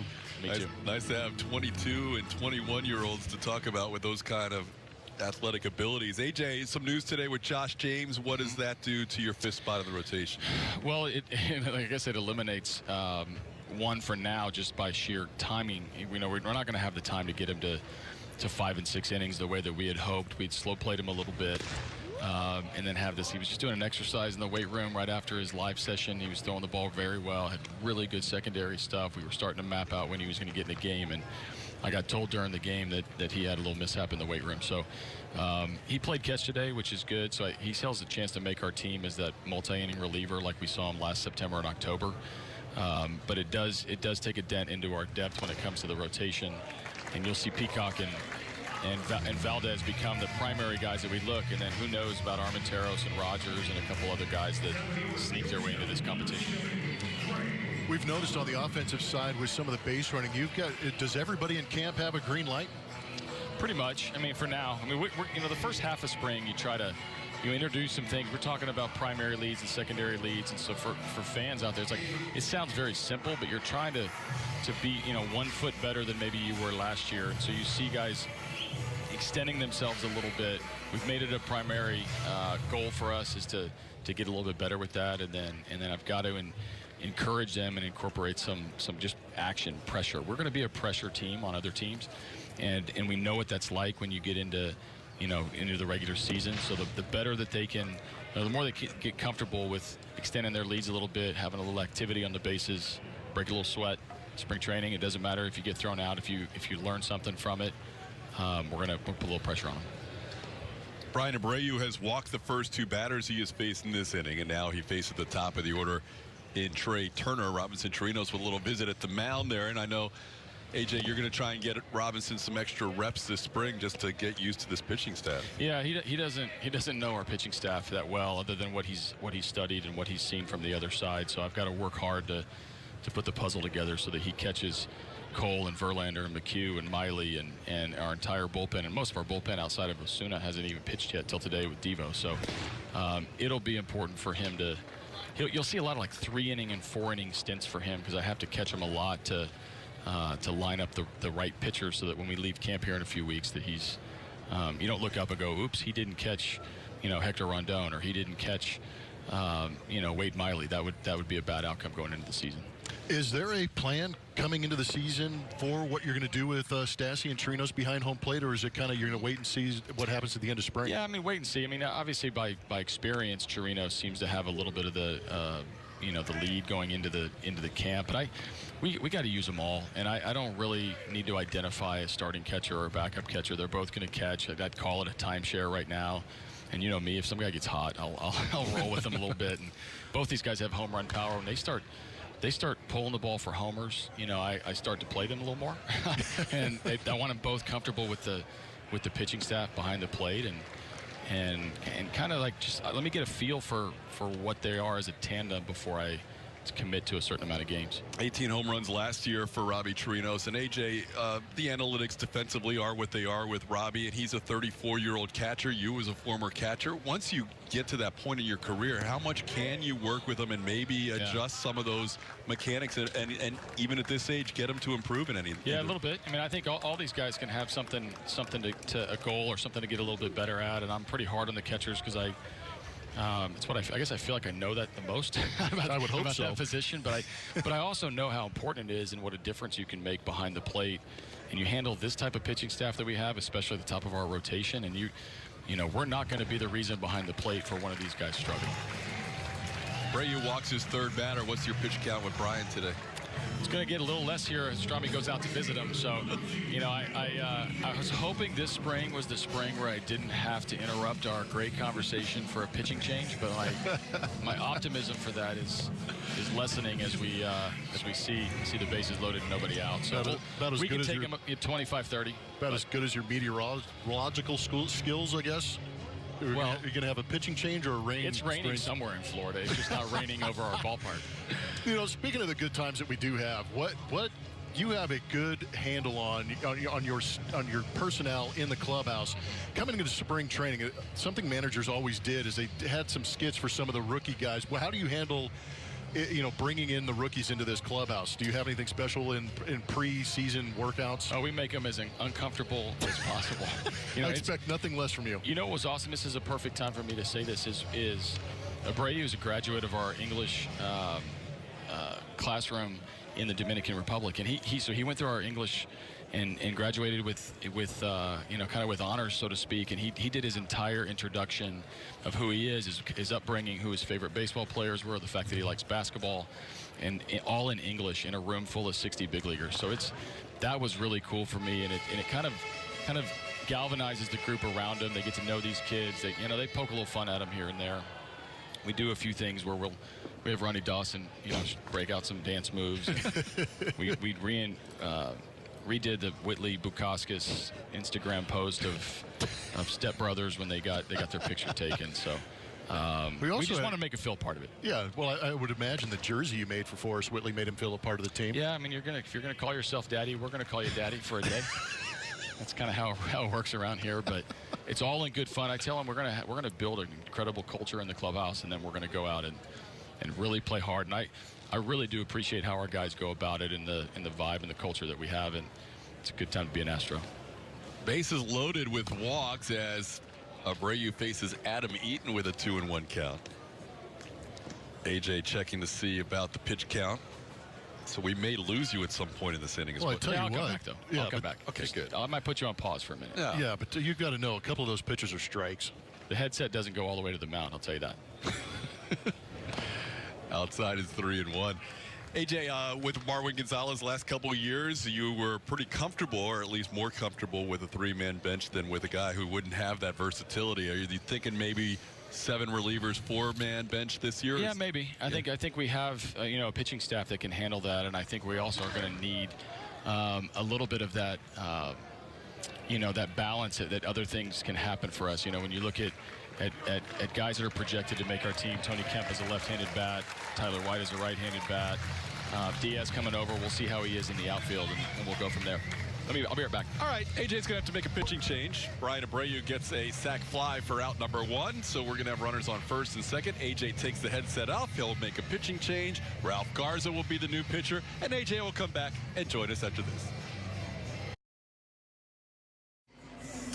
6-2 Nationals, bottom half of the 4th inning. Pitching change, Ralph Garza taking over for Brian Abreu. AJ Hinch had to go out and make the pitching change, and there you see the new right-hander appearing in his 2nd game this spring for the Astros. You know what's nice is when a guy comes in like this and you have your manager on the headset, you go, hey, what's this guy got, AJ? Help me out. Chirino said the same thing when I got to the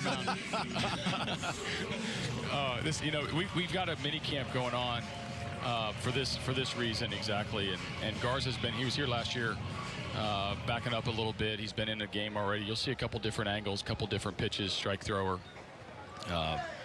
He's got the big league hair already, so he's in a good place, and it's a great opportunity. These guys have already thrown live at home, and they come in and try to impress, and the more they impress, the more they get to come back over.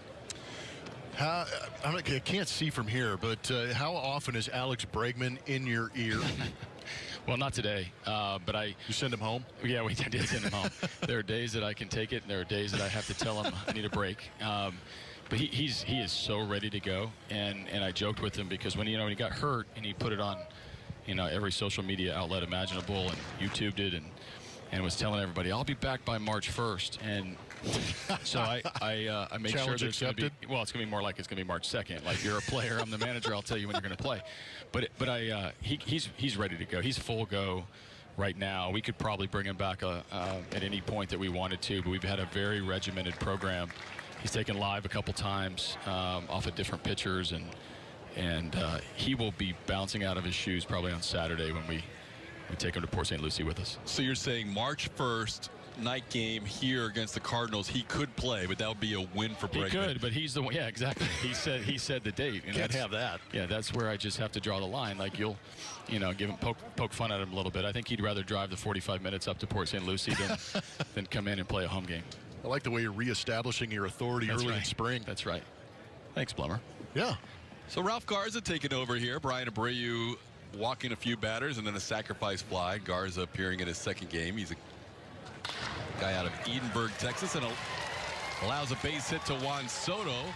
That'll plate a run. Coming around to score is Adrian Sanchez, and the Nationals now have picked up another run. It's 7-2. AJ, you mentioned the bullpen bench mix. 7 guys in the bullpen, 4-man bench. A lot of that has to do with Marwin, I would think, but a lot of it has to do with you've got some outfielders that are out of options and deserve to be big leaguers. Sure. No, we have.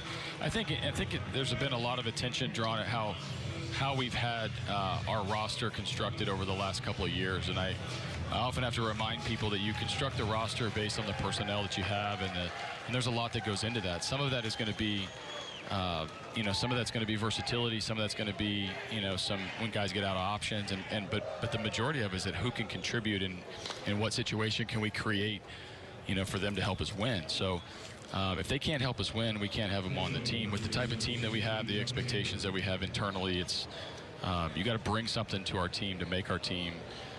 Some of the other stuff we factor in, but you play the personnel that you have. Your style of play is around the personnel that you have, and the back of your roster is as well. Victor Robles, the pinch hitter, sends one to Tyler White, and the Astros can't quite turn the double play, and another run will score. And the Nats now lead at 8-2. Now Victor can run a little bit. Good try. You see Tyler White down there at third base, AJ, and you had Aledmys Diaz DHing today. What is the game plan for Aledmys Diaz as far as working him around the field and seeing how many different positions he can play? Yeah, he's going to play second base tomorrow, which is why he's DHing. And, I have this mapped out for everybody, every player, and they come in and they see their schedule and where they're going to play and what positions they're going to play and stuff like that. And really with Whitey at third base, he's not going to play a ton of third base in the regular season, but I wanted Reed to play today, so White ends up being at third. Diaz will go to second, and he'll probably play his next 4 or 5 games, maybe a different position every time. We'll put him back at short this weekend. We'll put him at third, early next week. Eventually, I'm going to put him in the outfield. He's been doing some early work with Gary Pettis and Donnie Kelly. So we're kind of working him in at different positions, and we'll see where it takes us. Delayed steal, and Robles gets in ahead of the throw. Picks up a 2-out stolen base. Part of the reason you mentioned you won't see a lot of Tyler White at 30, like what you saw to Yuli at third last year. Yeah, Yuli, Bregman, Diaz. I mean, you talk about the personnel that we have on this team, and you're going to end up I want him to be familiar there in case something happens. I mean, nobody really remembers the fact that Bregman had to play a couple innings in left field because the game was sort of funky, and Yuli played a couple innings or maybe even a game at shortstop when things were happening at the end of the season. So I just want us to have the option in case we need it. AJ, thanks for the time, man. The pitching Appreciate change. all the time, Next time, can we have a shorter inning? Not because of you guys, but so that we don't have to watch, 10 base runners. Yep, we'll do our best. We'll try to make it happen. We'll see. Thanks, AJ. Have a good one. 8-2 Nationals.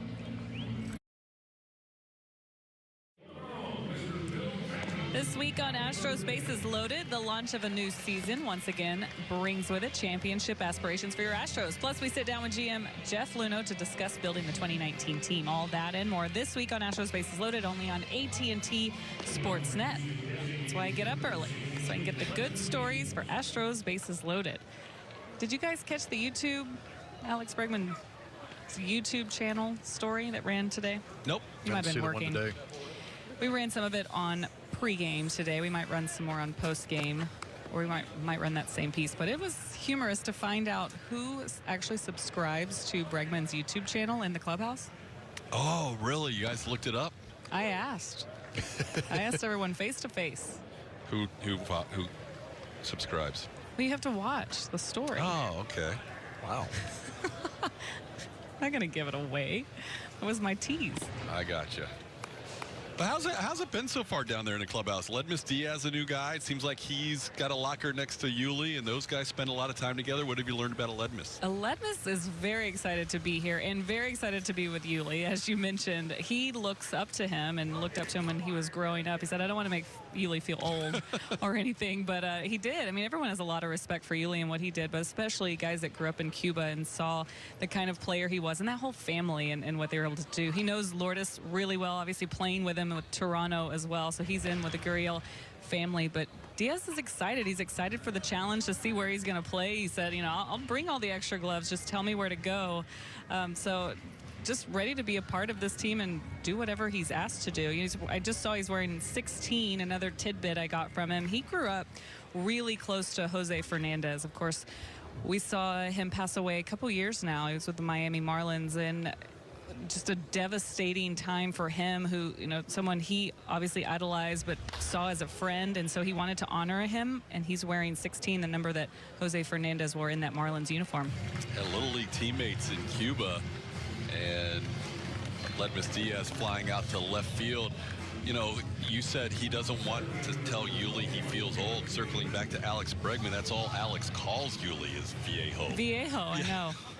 Yuli just smiles. It's either Viejo or Gordo. Oh. Whoa. That's what Alex says. That's not nice. No Gordo. They have a great relationship for that to be a nickname that's thrown. Yeah, seriously, right? No, they're fun. That's another feature that I hope to share with you guys on Astros Bases Loaded, talking with Alex and how that relationship developed between him and Yuli, and what is it exactly they do for fun, whether it's in the clubhouse or you see them riding around and they're posting on social media about it. It was fun to get to know them and take it to a little more serious level. I mean, these guys really do care for one another. They are family on top of just being silly and posting on each other's Instagram stories. Yeah, Miguel Montero in Arizona called me Viejo for about a month before I figured out what the heck was going on. I was like, man, what's that? Why do you keep calling me that? I had to download the app. On the ground, Fisher, who should be 2 for 2 in steals, but was called out the last time, now retired for the first time. 2 outs for Austin Williams, the Texas State Bobcat, pitching for the Nationals here. We may see another Texas State Bobcat in the game Friday if Paul Goldschmidt makes the trip over. He's the newest member of the St. Louis Cardinals. So 2 outs, base is cleared. Here is Tyler White. White doubled and scored the Astros' first run.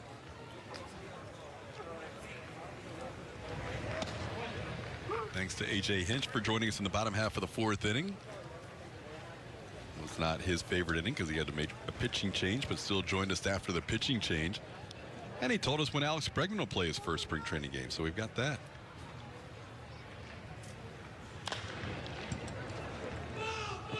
Foul ball is called on the ground ball down the line.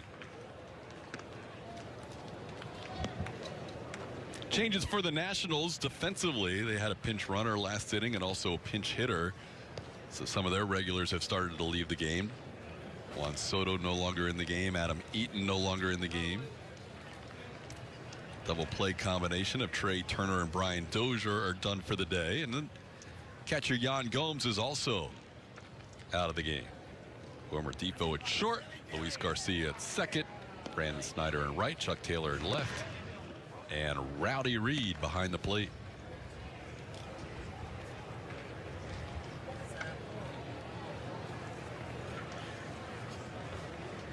Tyler, in addition to that double, has also grounded out 1 for 2. He was the batter when Fisher was supposedly thrown out to end the 3rd inning, although in the replay on their way to commercial looked like Fish was safe, but no replay in spring training, no challenges.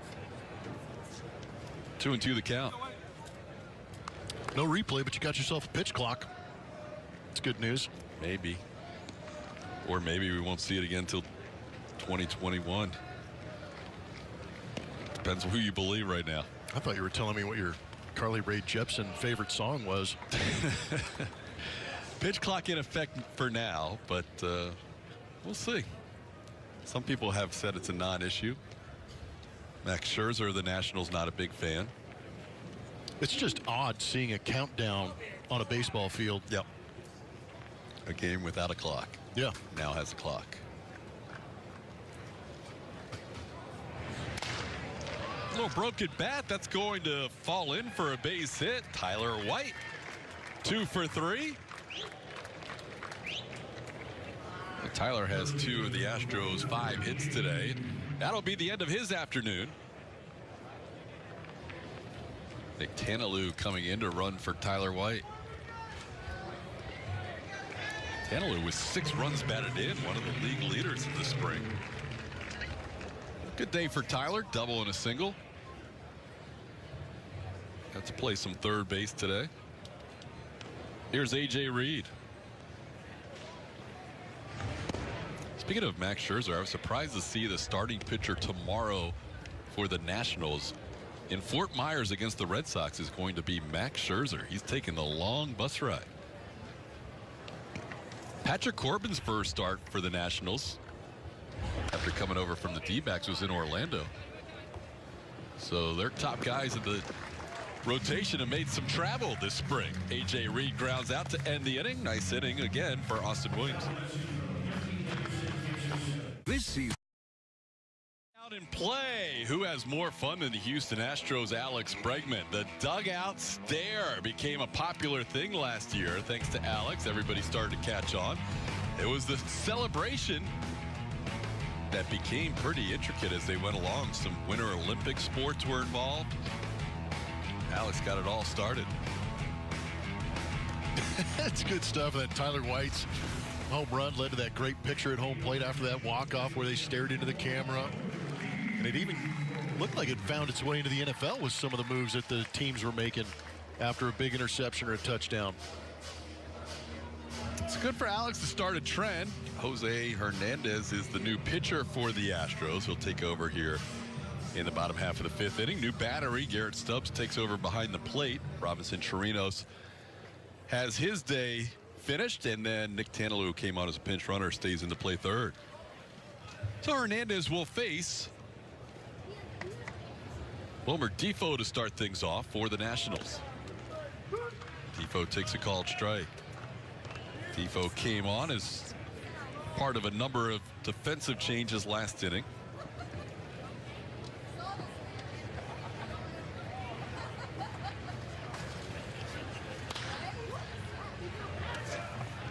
Oh, 0-2 the count.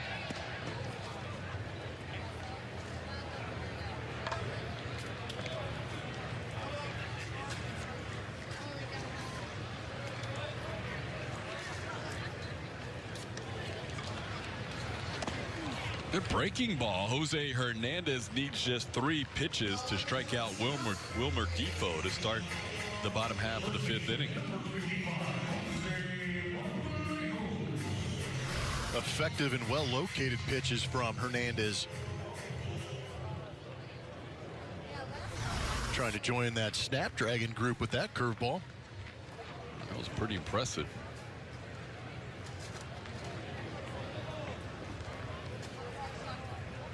Now he faces Jose Marmolejos. Takes one down. Nationals have scored in 3 of the 4 innings today. Picked up an opening run against Colin McHugh. Bunt hit batter, and then a little pop fly that fell into the open space in left center field. Picked up 4 runs against Chris Davinsky in a third of the inning. Akeem Bostic pitching an inning and 2/3.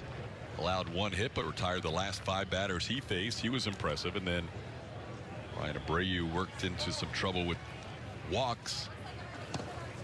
Ralph Garza came on for the final 2 outs last inning, and now Jose Hernandez. So 5 pitchers used for the Astros so far as we play in the 5th inning.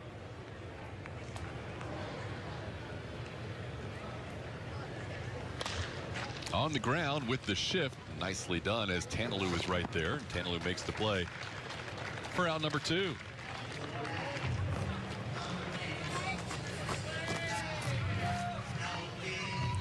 Hernandez from Mexico, 6 foot, 180 pounder. He's 23 years old. Split time last year between Tri-Cities and Bowie's Creek. Doing a good job of keeping the ball down. All over the edges of the zone. Strikeout to get the first out of the inning, and then a ground ball and a good pitch down and away. Michael Taylor bats for the 3rd time. He scored a couple of runs. Single and a walk, couple of runs scored.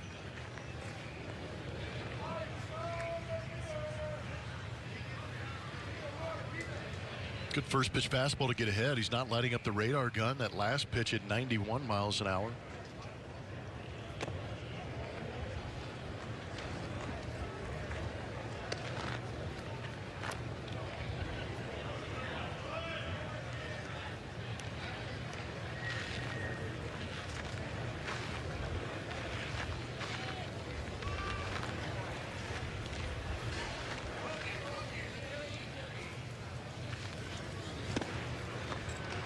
Ahead of Taylor, 1 and 2.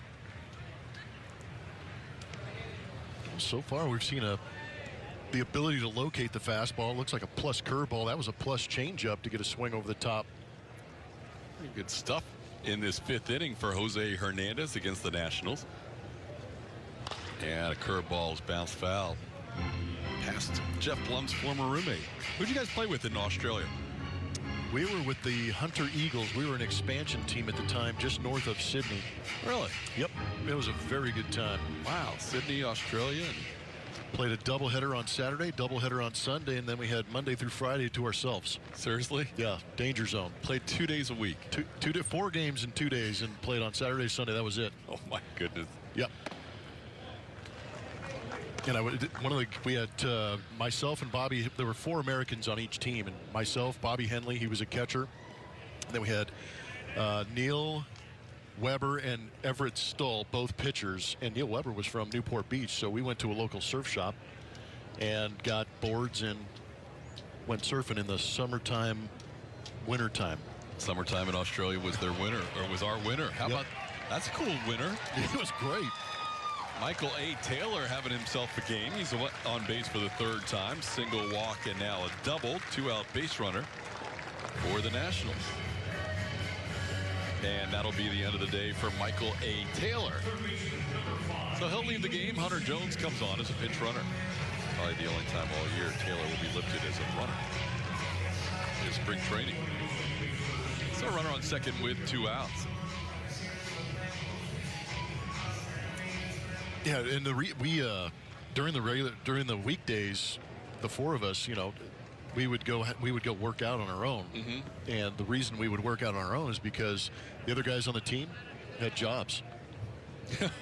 All the guys from Australia? Yeah, so Monday through Friday, they were working. Yeah, and then they'd show up on the weekends, help us, beat up on some teams in Australia, and then they'd go back to work 5 days a week. What a winner. Yeah, surf during the week, play 4 games in 2 days. And I do believe that was not, it was on the do not do list. Oh, the surfing part? Yeah, in the contract. Oh, really? Yeah, but yeah, we're going to go. I would think it would be on the do not do list because they have a lot of great whites out there. So it's funny you say that because one of the beaches we were off and we had actually just gone out on before a road trip to Perth was infested with about 12 hammerheads like 2 days after we left. So yeah, that kind of we picked our spots. Wow. Bob Henley did not surf. No. He kept an eye on all of our stuff on the beach. Now the 3rd base coach for the Nationals. 1-1 the count to Adrian Sanchez. Sanchez knocked in 3 with a triple his first time up. He's also walked. 8-2 Nationals. It's a real credit to Bob Henley, the 3rd base coach of the Washington Nationals, because I think he's been through at least 3 managers. Yet he's been the 3rd base coach for all 3 of those managers. The last 4 Nationals managers have all lasted exactly between 2 years or 2 years plus. It's amazing. Right? Yeah. Ever since Frank Robinson, the late great Frank Robinson, was removed from that position, the next 4 guys have been either exactly 2 years or just a little bit more than 2 years. Obviously, Dave Martinez is hoping to buck that trend as he is now in his 2nd year as the manager of the Nationals. Last year, a little disappointing, 82-80. It was their 7th straight winning season, which is one of the best runs in baseball, but a disappointing year whenever the Nationals lose the NL East, and last year the Braves were the team that got them.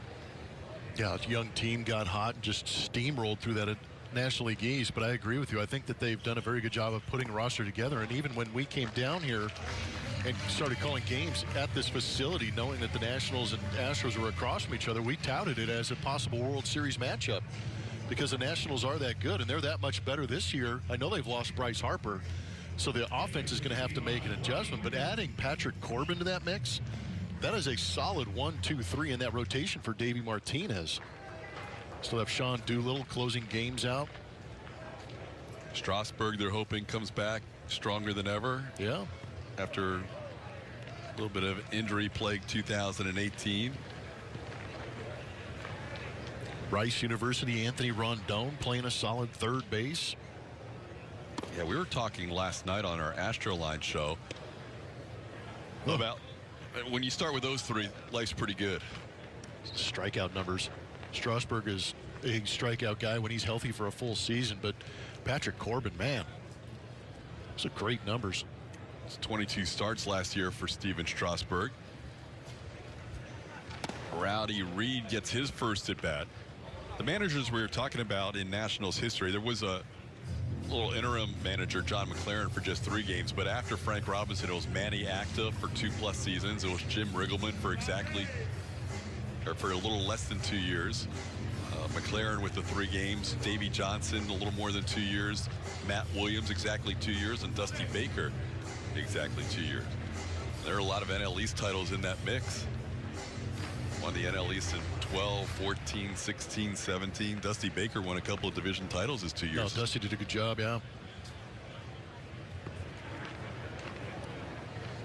Jake Knoll, the pinch runner at first base. He leads all of baseball in batting average, but right now is a pinch runner for Adrian Sanchez. Rowdy Reed with a 3-0 count. This inning started well. Jose Hernandez strikeout and ground out to start the inning, but then a double, a walk, and now he's 3-0 on Rowdy Reed. You know, you talk about teams, and AJ even talked about it. We know this for a fact, being in that clubhouse, how important it is to create a good culture. And you hung around Joe Madden. Do you think Davey Martinez was part of the reason that he was brought over to Washington to kind of encourage these guys a little bit? Base hit up the middle. Throw from Fisher is not in time, coming around to score. Now a 9-2 game. Hunter Jones, the pinch runner, crosses the plate with the Nationals' 9th run. Yeah, I think after we'll take another look at the replay here, and then I'll answer your question. Yeah, 3-0. Good pitch to hit right back up the middle. Ray's a good prospect for the Nationals, a catcher who last year was suspended for 80 games, had his season chopped in half, but a guy that's still listed as their 13th best prospect according to Baseball America. But yes, going back to your question, Davey certainly cut his teeth learning from Joe Madden, and then went with Joe as the bench coach to the Cubs. Had some near misses in terms of interviews as possible manager with some other teams, and you know, the Nationals deemed him to be the guy that they wanted to take over the helm. I thought, you know, there's some similarities I saw last year with the way Davey ran the team that he probably picked up from Joe. They have been very close in the National League, but never gotten over the hump in the playoffs. So last year in spring training, Davey Martinez brought some Camels out on a hump day, on a Wednesday, to try and drive that point home that we are getting over the hump this year. Didn't work out last year. Here's a ball up the middle by Luis Garcia, bobbled and now kicked into the outfield. That ball was not handled very well. It's now a 10-2 game on the bouncer that gets into shallow center. Yeah, it was kicked initially, but it was heading towards the bag, and I think Rojas was trying to gather it up and drag his feet across the base. Nobody there to cover in the shift situation, but see, going towards second, bounced off the base. I still don't know how the ball had that much momentum to hit the bag and go into center field. It was pretty impressive how it reacted going that far into center, huh? I had no idea how that happened. Well, out comes Brent Strom to talk to Jose Hernandez, who had a good start to the inning, but now in a little bit of trouble. That should be, we'll see how they rule that. Could be a fielder's choice error, or it could be a hit in an error. I'm going to make the call. Error? Yeah. You know, the guy that's on second now, the guy that just hit that ball, he's 18 years old. He was born, Don't even say it. In 2000. Yeah. Luis Garcia, born in 2000, after the millennium. That's awesome. It is awesome. I mean, as much as it makes me feel ancient, it's awesome. Can you imagine being 18 in a big league camp? Especially that clubhouse, too. I mean, that is a contending clubhouse that you get to hang around at the age of 18. He's a big-time prospect, obviously, to be at the big league level here at that age. And this game is getting younger. Oof. Chuck Taylor is the batter. Chuck Taylor's wearing some Nikes. Fouls one back. Just got to, huh? You almost have to, yeah, right? It's mandatory. I think Converse, though, is under the umbrella of Nike now. Oh, really? Yeah, so it kind of fits in a way for Chuck Taylor to be wearing Nikes. Got to get some custom Chuck Taylors out there, man. Man, those were so good back in the day. Do you realize how far into your foot that spike would drive if you put spikes on the bottom of a Chuck Taylor? That would be brutal. Chuck Taylor. They may look good, but man, they're going to be painful. Chuck Taylor's first AB. He's probably never heard that joke. Oh, no. Yeah, this is probably the first time he's ever come to the plate with a Chuck Taylor Converse reference. Yeah. We'll be here all season. Well, we will be. Today in particular. Yep. This has not been the Astros' best day. We are breaking you in. Yeah, thanks a lot, guys. Yep. Appreciate you. It has not been, as AJ said back in the 4th inning when he joined us, it wasn't the best played first 3 innings. And since then, the Nationals tacked on 5 more runs.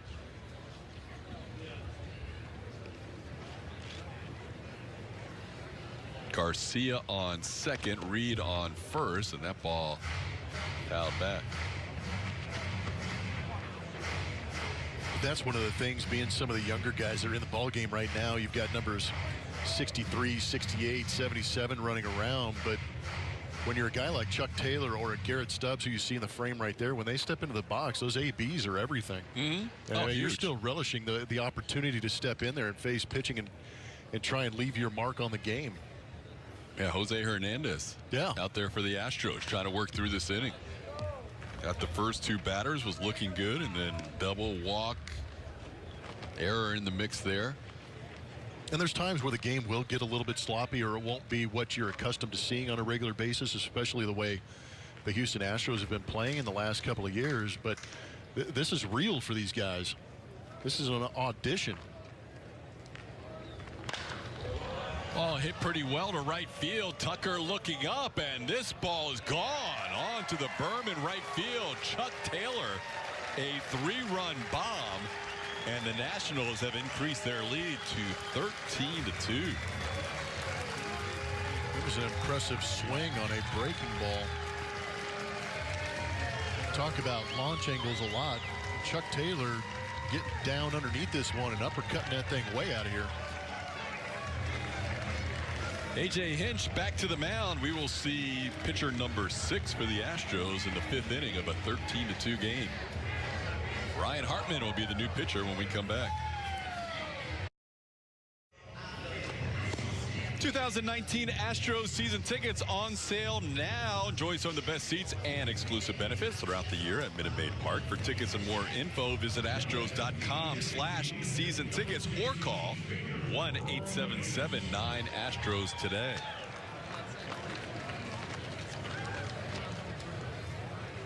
There have been better days for the Astros this spring than today, as they are trailing 13-2 as we are in the 5th inning. And on we go to pitcher number 6, who happens to wear 66, Ryan Hartman.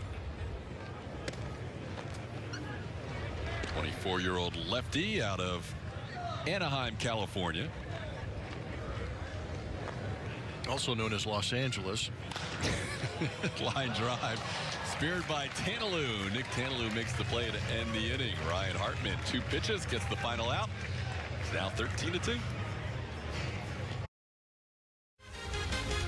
Astros baseball on AT&T Sportsnet is brought to you by Rooms to Go. Get one-stop shopping plus decorating made easy. That's Rooms to Go. And by Whataburger. It's back. Welcome home the Mushroom Swiss Burger at Whataburger for a limited time.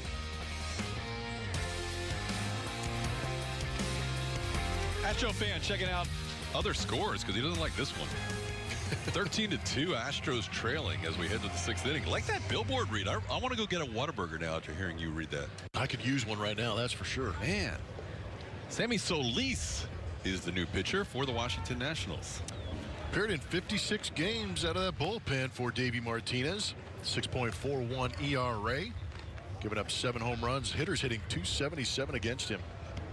And the first batter he will face is the left-hand hitting Garrett Stubbs. Stubbs swings to the first pitch, sends one into center field. Hunter Jones is there. Has it lined up for the first out.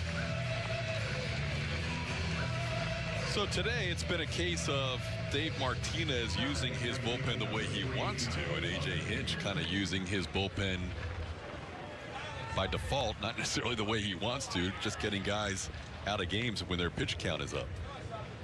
Here's Kyle Tucker. We have seen 6 Astros pitchers through 5 innings.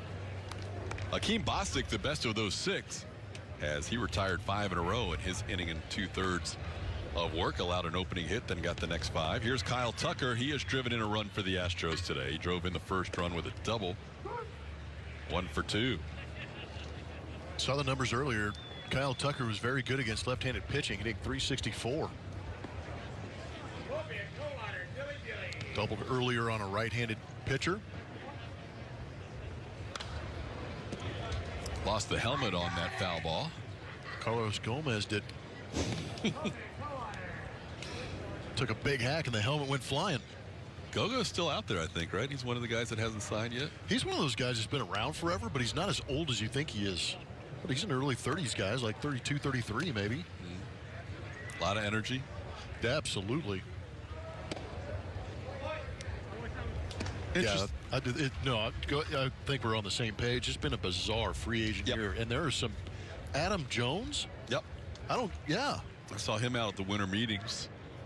Didn't think he was going to go until almost March without being on a team. Wow. Our buddy Dallas Keuchel's still out there.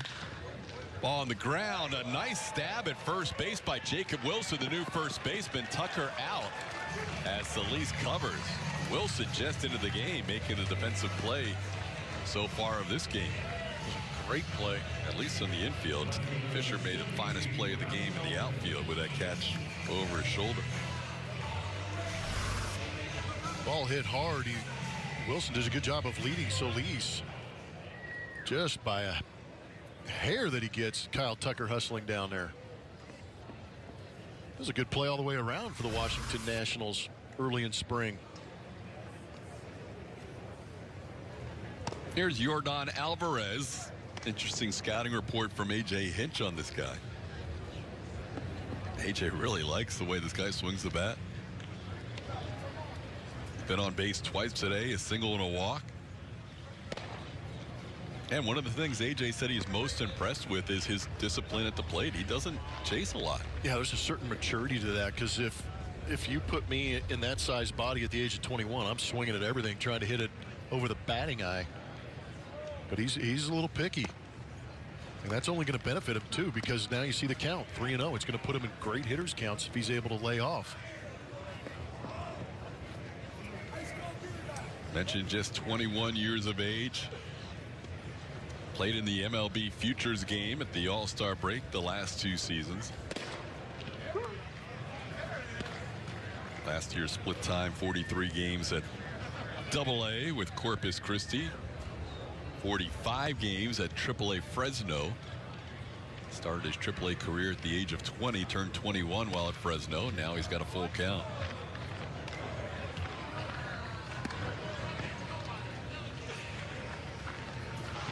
Sammy Solis, pitcher number 4 in the game for the Washington Nationals. Jeremy Hellickson for 2. Joe Ross for an inning and 2/3. Austin Williams out of Texas State for an inning and a third, and now Solis.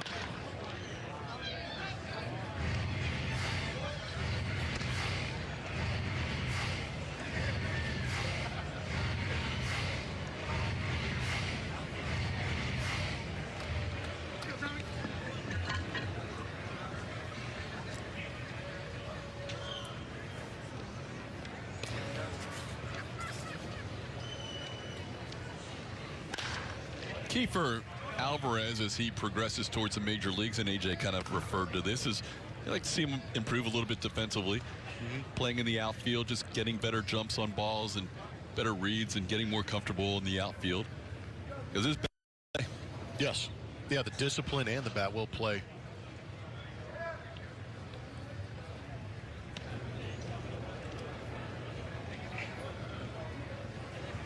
lays off the 3-2 breaking ball. He's on base for the 3rd time today. Single and a couple of walks for Yordan Alvarez.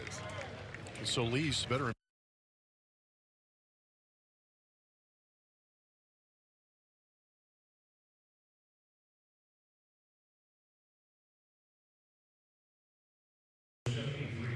And that'll be the end of the day.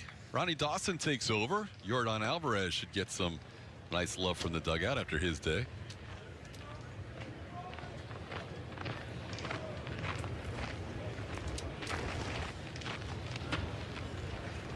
Here's Jack Mayfield. Mayfield fouls one out of play. Ronnie Dawson, the runner on first as the pinch runner. Mayfield looking for his first hit, reached on an error his last time up.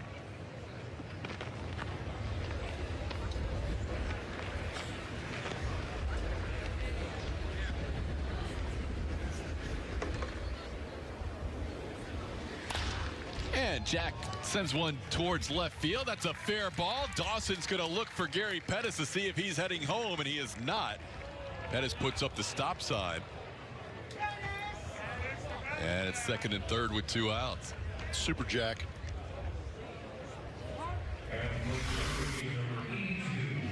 Stayed back on the changeup long enough to keep those hands through the zone and rake that pitch into left field. Yordan Alvarez lumbering around the base paths. A little surprised GP didn't have the windmill going. Oh, I'm sorry, Dawson was pinch running, so you would have thought he would have wound him up and sent him home. Gary Pettis, a very aggressive third base coach. Here's Joshua Rojas. There's a called strike.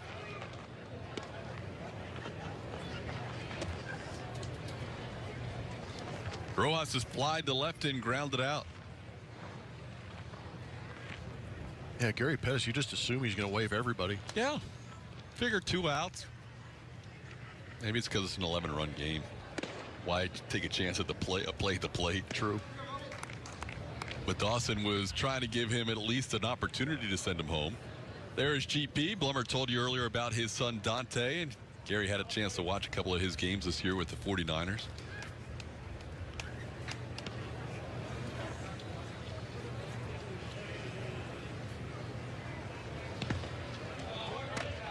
Two and one to Rojas.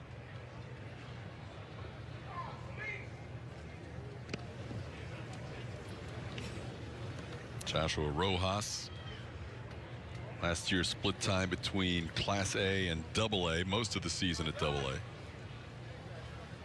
Stole a total of 38 bags on the year.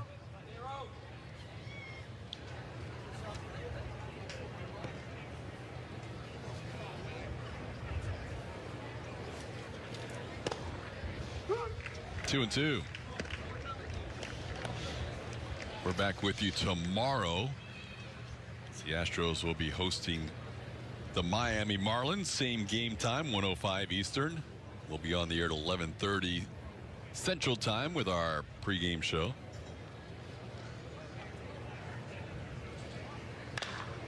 Rojas sends one high in the air into left center field. Coming on Jones and Taylor. Chuck Taylor, who has a 3-run home run, makes the catch for the final out. Stays 13-2. West Palm Beach, HEB, no player does more is Miles Straw on Sunday, robbing Tim Tebow in Port St. Lucie. Have a hit, extra base hit. That's for sure. That guy, Tim Tebow, and we call him that guy because that's what Tim Tebow called this guy. Miles Straw with me now. Hopefully you don't get in the game today, so thank you for taking the time. You've got your cleats on. He is here just in case, though. But Miles, let's go through that play, and you know what you were thinking, and then what you thought of Tebow's comments after the game. Yeah, I mean, ball hit the left center off the bat. You know, I took off hard. I mean, I thought I had no chance, to be honest with you. You know, it stood up and kind of looked at Kempe. We looked at each other, and I was like, man, I think this is going to be my ball. So sure enough, you know, it stayed up for me, and I knew I was going to have to dive. I dived and, you know, caught it, and for it to stay on my glove was nice. Did you see what Tim Tebow said after the game? That guy, yeah, and it's going around the clubhouse. That's going to, you know, if I'm there for Players Weekend, that's going to be my name, that guy. He can look you up on Baseball Reference, that's for sure, in your time with the Houston Astros. Miles, what are you thinking as you roll into spring training this year? What are your goals? You know, just kind of working with the hitting coaches. They've been talking to me, you know, about things I need to work on with my swing, just approach, and you know, I'm just kind of taking it from, you know, day to day and working on certain things with those guys. Brandon Snyder with a home run here. As you get yourself ready for the season, what's important for you? What are your goals as you take on each spring training game and you take on all these at-bats? I'm just working on the things those guys, tell me to do. I mean, I sat there this morning with Snicker. He kind of told me, what I'm kind of doing wrong in my swing, and practicing those and live at-bats, in games and getting ready for the season. I got a chance to see you in the big leagues last year. What did you take from that experience? Oh, it was unreal. I mean, especially in this clubhouse. I mean, all-stars, I say it all the time, all-stars, MVPs, future Hall of Famers. It's definitely a team like I definitely couldn't experience probably ever again. So, I soak in every day, and, I talk to these guys as much as I can, whether it's about baseball, just making relationships, because, they're great people on and off the field. Throughout the organization as well, I mean, there's a lot of good talent at the big league level, obviously, but the guys that you've played with over the years, what do Astros fans have to be excited about? Who are some of the guys that you love to play with and love to watch? I mean, all my teammates, they're all great guys. I think, I watch all these guys, especially the guy on the mound right now. I mean, a lot of these guys are going to play in the big leagues, that's no doubt. And, you hear Lunow say it all the time, we're going to be good for years to come, and that's whether, we have the big guys like Verlander. We have so many guys in the minor leagues that I think are going to come up and produce. One of your biggest skills, and one thing we talk a lot about you, is your speed. So how, as someone with that speed, how do you ramp up for spring training? Do you do things to get yourself ready for when you do get on the base and get a chance to kind of let it eat? Yeah, you run a lot, go out to the football field, I'll run sprints, just kind of staying in shape, not everything has to be about, lifting heavy, taking care of your body, running a lot does help a lot. So just kind of staying in shape, as far as it goes running-wise. I've asked you this before. You ran track, but baseball was always your sport, right? Yes, I hate track. Hate track? I do hate track. I hate running when I don't have to run. What were I'm assuming you were in all the sprint relays, the 100. I mean, what were you in? The 4x100. Anchorman, yep. That was my race. Yep. But you hated it. I hated it. I just did it because, the baseball coach recommended it. The track coach, I don't know how he did, but he dragged me out there, and that's something I would never do again. But you were good at it, right? How can you hate someone you were probably pretty good at? Too tired. It's tough. I like to... 90 feet's enough for me. 90 or 100 feet, Not that much further. Well, it's a little bit better. I mean, I enjoy playing baseball. It's just a strictly run. I mean, I don't know a lot of people that enjoy that other than exercise. So, I mean, I'll get out there and I'll run for exercise, stay in shape, but to compete doing it, no thanks. I get it. So did you play baseball growing up? Where did your love for the sport come from? Yeah, I mean, ever since I was a kid, my dad just taking me out in the parking lot and throwing me a tennis ball. I mean, I think I was about 3, so honestly, there's a story. I mean, my dad took me out there, and I remember the first day I think I ever grabbed a bat. I hit a line drive off of in an inappropriate spot on him, and ever since I thought it was funny, so I stuck with it. Honestly, I think that's how I started playing baseball, and ever since, I mean, it's always been my dream. Wow, what a story, Miles. It's Probably great. shouldn't have said that. It's really inspiring. Yeah. Yep. Well, one more thing I want to ask you is, I bet you enjoy being a part of the team meetings that happen in spring training when AJ goes up there. He just talked earlier about making some of the rookies feel uncomfortable. You've probably gone through that before. What are some of your favorite memories of some of these team meetings that you guys have? Oh man, yeah. Yeah, I've had mine. I had mine last year, but honestly, I think it's Reddick, man. That guy is always gonna do something unexpected. He's not scared to just say something whenever. He's not scared to walk out of the room and grab a Coke at 8 in the morning. That's the best part of being, and Jake and Garrett Cole, those two are always, it's a good clubhouse. Bregman, they always give everyone a hard time. And it's just part of being with these guys. I mean, they're great on and off the field. Not surprised that he threw out Josh Reddick. We'll be right back. Yeah, Reddick. The 8-game plans are on sale now. Pick the plan and seat locations that work best for you with the 28-game weekend plan, the 28-game series plan, and the 24-game weekday plan. Call 713-259-8402 or visit astros.com/season tickets for more information today. Here's our schedule coming up for the Astros to begin the season. We're going to kick off The 2019 regular season campaign right here in the Sunshine State. 4 games at Tropicana Field with the Tampa Bay Rays. Then 3 with the Texas Rangers to open up their final season at Globe Life Park before returning for the home opener against the Oakland A's April 5th. Those are the first 9 games of the 2019 schedule. We head to the 7th inning. It is 14-2 Nationals as Chucky Robinson will be the first batter to face Austin Adams, the new pitcher for the Nationals.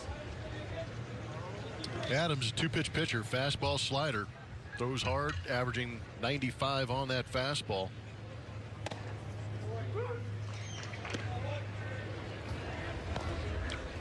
Threw a 95-mile-an-hour fastball there for a strike to Robinson. It's 1-1.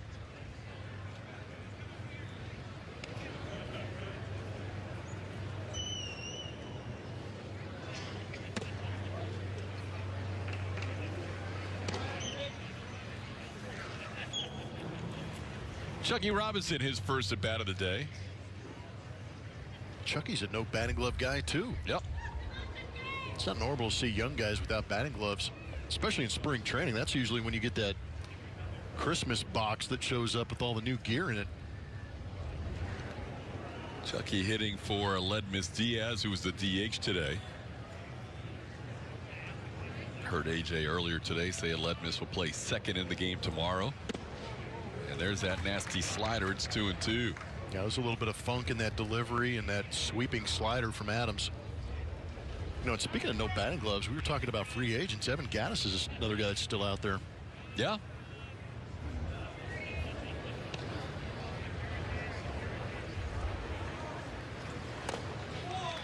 Adams picks up a strikeout of Chucky Robinson. Speaking of guys that are still out there remaining in the free agent pool. Obviously, the big one is the former National Bryce Harper. You've got our own Dallas Keuchel. Craig Kimbrell still available. Man.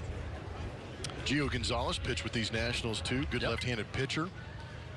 And again, Adam Jones, but you've got a top 3 starter, Dallas Keuchel. You've got a wipeout closer in Craig Kimbrell. Just amazing. MVP winner, Bryce Harper. Adam Jones, an all-star.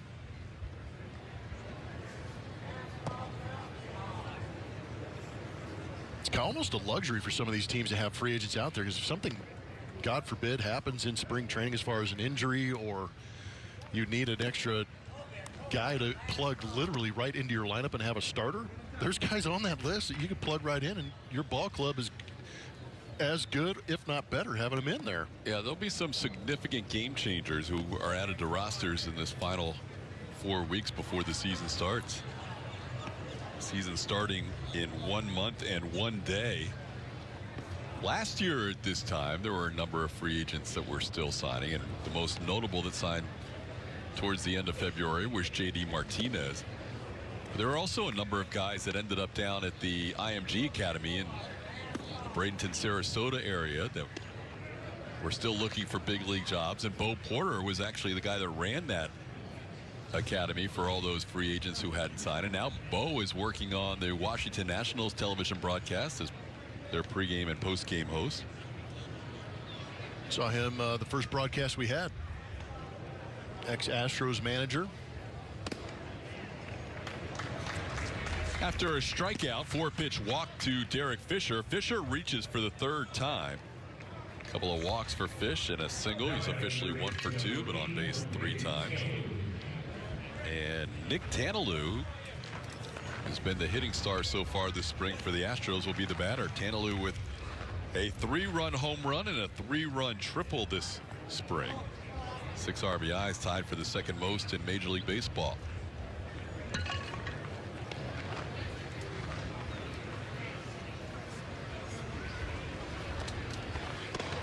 Showed you the Astros starting in Tampa Bay this year for their first game of the season, March 28th. Austin Adams is a guy who grew up in that area, went to Zephyr Hills High School and University of South Florida. Drafted by the Angels, signed by Casey Kochman's father, Tom Kochman, before being traded to the Nationals And there's a ball delivered down the left field side and all the way to the wall. Nick Tantalou continues to swing a hot stick. He's got a double to go along with his triple and a home run this spring. Tantalou now on second base with that double. He is hit for the cycle this spring in just 7 at-bats. The ball is raked, too. Elevated fastball. He gets on top of it and drives it. Nice level swing. Actually did a pretty good job of bringing the hands in to get the barrel to it and then stays through it. Pretty good play off the wall for Taylor, too, keeping Derek Fisher at third base. Abraham Toro with his first at bat. Toro takes one outside for ball 1.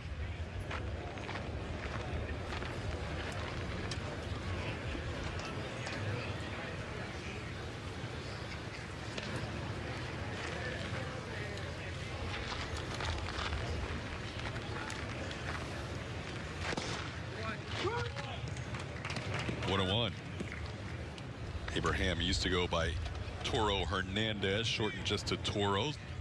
Switch hitting infielder, plays mostly third base. It's a smart move if you're going to get into the big leagues and sign autographs. Yeah, save you some time. Cut that thing down.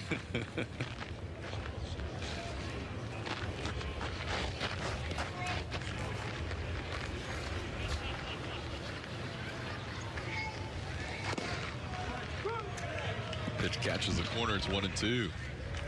Interesting starting in Tampa Bay, knowing that we're going to face Charlie Morton at one of those games. Astro favorite. Huge impact on that 2017 World Series champion team. Yeah, opening day will be Cy Young versus runner-up for Cy Young. That should be fun. That'll be great. And then you think Charlie should get game 2 probably against Garrett Cole. Tampa Bay is going to go with 3 starters in the rotation and then 2 of their opener days. That's the plan for now. Toro cues one at the plate and spins back foul. It's truly amazing that a pitch can come in at 87 miles an hour and a full-grown human can take a full swing and the ball just stops. Doesn't go anywhere at home plate. That's impressive.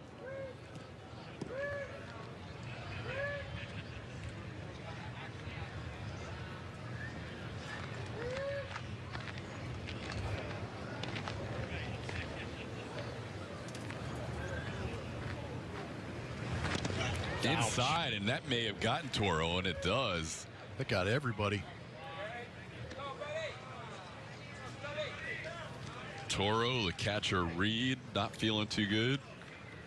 Bases are loaded now. Garrett Stubbs will get an AB.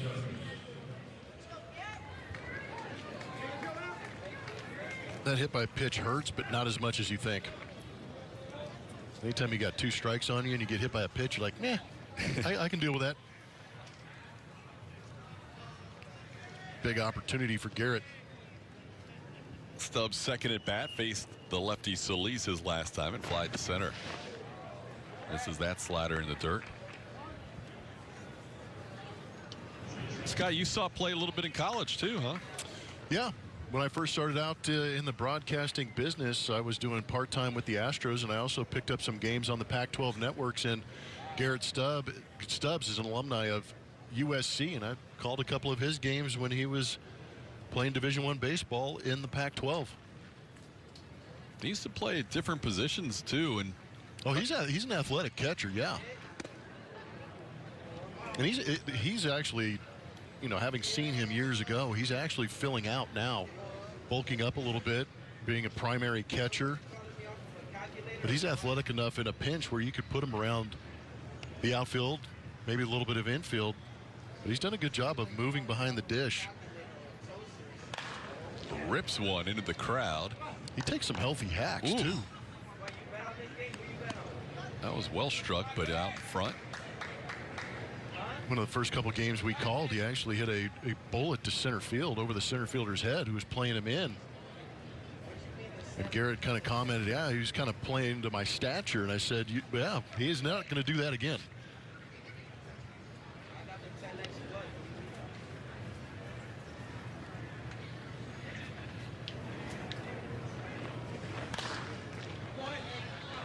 Garrett's 25 years old.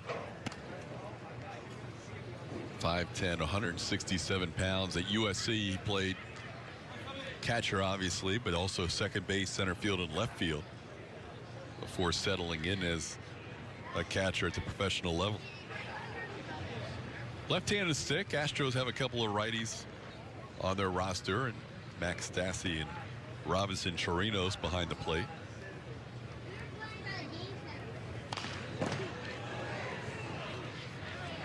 Yeah, that's getting the head out.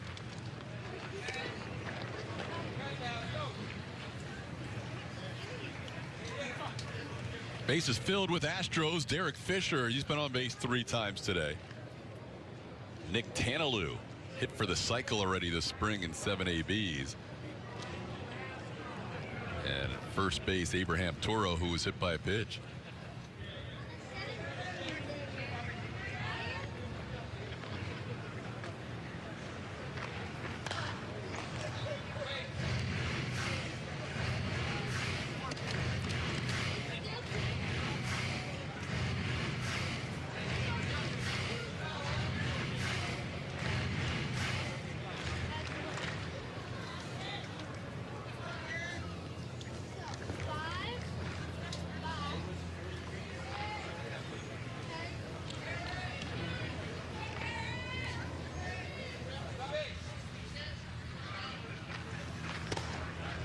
Good AB so far for Stubbs, fouling off some 2-strike pitches. Now the count's 2-2.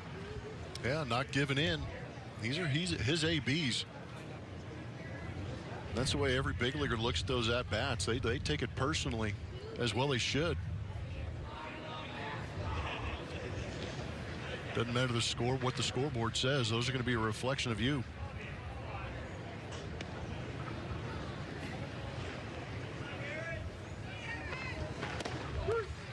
Strike 3 called inside corner. 9th pitch of the at-bat results in a strikeout. So Adams has 2 strikeouts in the inning. Good AB, tough pitch. Fastball just stays on the inside corner. Almost looked like that ball wanted to cut, and I think Garrett Stubbs was anticipating that, and it just didn't. A little mound visit here from the Nationals pitching coach. You thirsty? A little bit. What are you thinking? Well, I just looked at my watch, and it looks like it's beer 30. Aha! Stay with me. Seth Beer. Gonna get a little pinch hit appearance here with the bases loaded. Seth had a chance to walk off the game the other day, the game that resulted in a tie.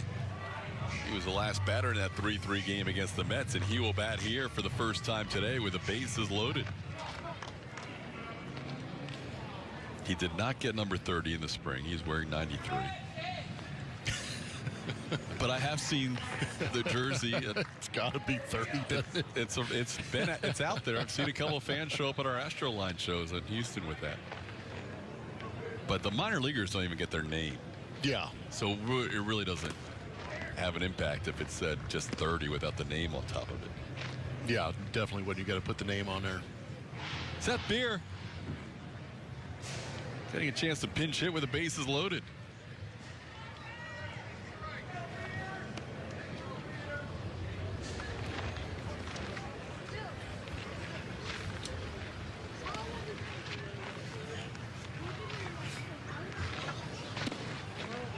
Lays off the slider, 2-0.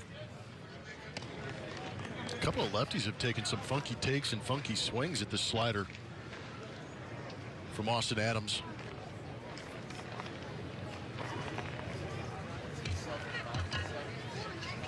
Beer out of Clemson University. 22 years old. 28th overall pick in last year's draft by the Astros.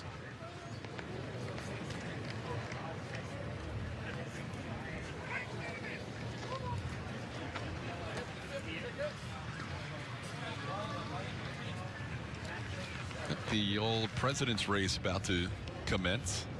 Oh, there's got some Florida garb on, don't they? Oh, yeah.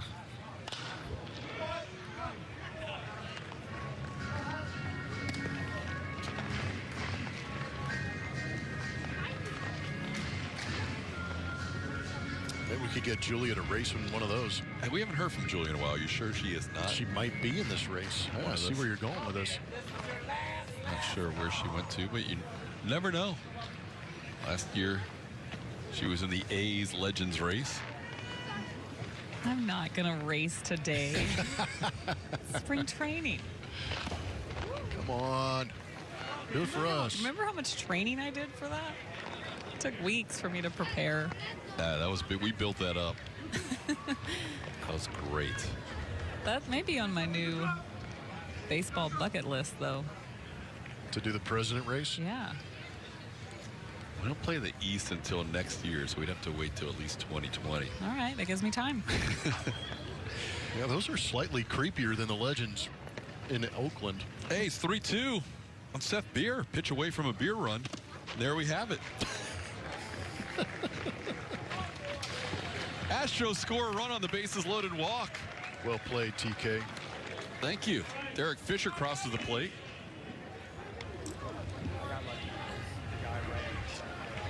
Beer gets the RBI, and the Astros now down 14-3, and Dave Martinez will come out as Austin Adams' pitch count is up to 31. We'll have a pitching change in this 14-3 contest. Astros fans, spring training is here, and it's on MLB.tv. You can watch select spring training games live on your favorite supported devices. Blackout and other restrictions do apply for regular season games. Visit MLB.tv for details. Astros now down 14-3 after that beer run, and we have a new pitcher for the Nationals. It's Jimmy Cordero. Jimmy Cordero throws hard, averaging close to 98 miles an hour on his fastball. The interesting number is that strikeout to walk ratio. 1 for 1. Pretty even. That's not ideal. For spring training, it is. First batter he will face is Ronnie Dawson. Dawson bats with the bases loaded. Looks like it's got a little sink to that pitch, too. That last one at 96, but diving out of the zone. A little heaviness to that 96. Yeah, zone him up. You want to see that ball up out of the hand if you're facing a guy with a good sinker. Up the middle, Ronnie Dawson has driven in at least one, maybe two. Toro coming around. He will score. 2 RBI single for Ronnie Dawson in his first at bat of the game. It's now 14-5. Nicely done. Short, quick swing from Ronnie Dawson.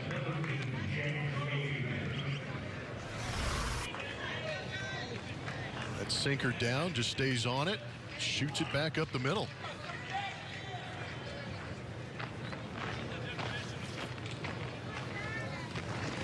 I just heard a fan say, "Come on, Super Jack." Nice. I love it. The crowd is knowledgeable. Awesome. Yes. Super Jack Mayfield at the plate. Astros have scored 3 this inning. You just need to get him a theme song now. This inning has lasted almost long enough for Julia to have taken over one of those costumes for the president's race. You never know. Astros happy to see a couple sticks come alive here with a little rally in the 7th. Mayfield down the line, backhanded nicely. The long throw not in time. Nice job defensively by Wilson to prevent another run. He went out and smothered that throw by Jake Knoll. But we have ourselves another bases loaded situation for the Astros. 2 hits in a row for Jack Mayfield. Well placed down that third baseline. That sinker running in on him. Fights it off, but has enough to almost get it past the third baseman Wilson. Good hustle by Jack, smelling a base hit. Joshua Rojas. He lines one to left field. Seth Beer will score. We have another Beer run. It's 14-6. I had no idea this was on tap this inning.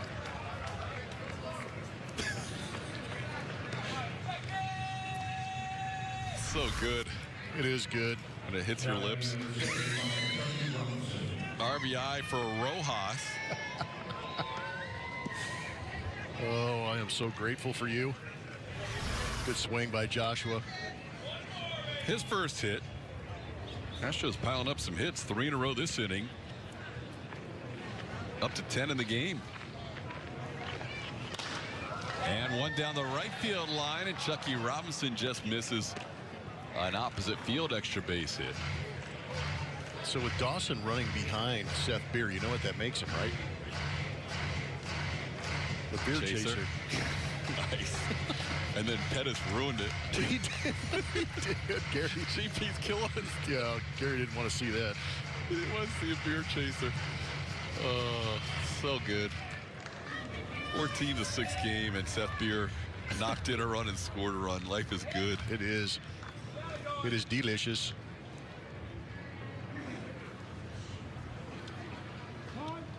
Good thing Miles Straw had his spikes on. He's on deck now. Oh, Julia's interview. How about that? Good thing the interview didn't extend any longer. I think Miles wanted it to. Miles is ready to hit. Chucky down in the count 0-2. Chucky started this inning facing Austin Adams. Struck out in his first at bat.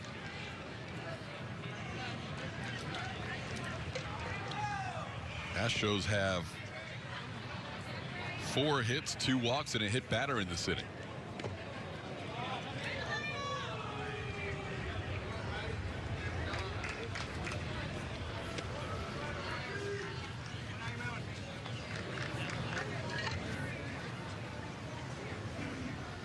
Nationals have scored in 5 of their 6 innings. The Astros have bunched their runs in the 4th and the 7th. 2 in the 4th, 4 in the 7th, threatening for more.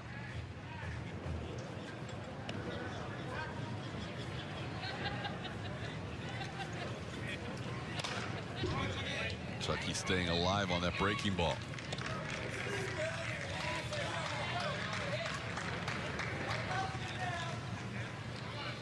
"41 games at Syracuse, 22 games with the Nationals last year," Jimmy Cordero.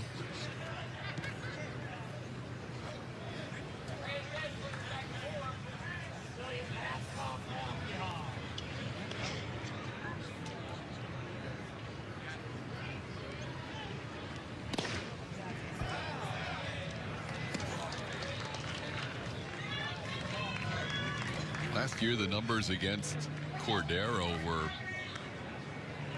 much better against lefties. Righties hit him at a higher clip, especially at the big league level. 347 to just 194 for lefties. I think it's that slider. Foul tip caught by Rowdy Reed for the final out of the inning. Astros score 4. And they now trail 14-6. We're going to kick it back to our Rooms to Go lounge. Mike Stanton, take it away. 14-6. Nationals lead the Astros. 22 hits, 20 combined runs, couple of errors in the mix. We got ourselves quite an afternoon here, Blummer, in our first broadcast of the year.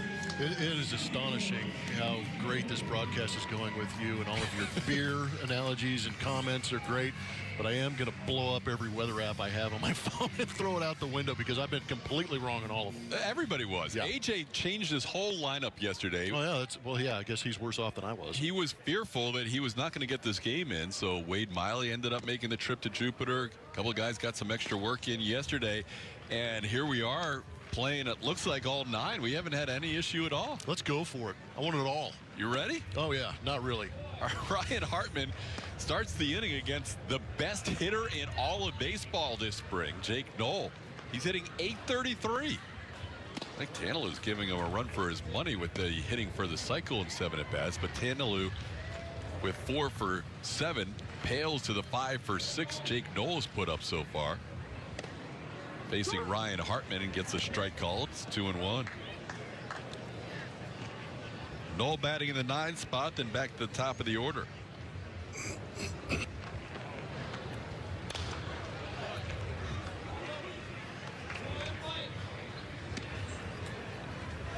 Probably learn a lot about character if Jake Noll is the guy that rolls into the clubhouse with an .833 average and goes, hey guys, this game's easy.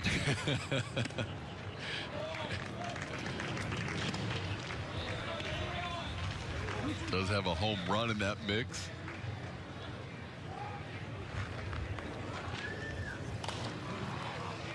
Hartman gets in on the hands and he fouls it away. Good pitch by Hartman, tying him up.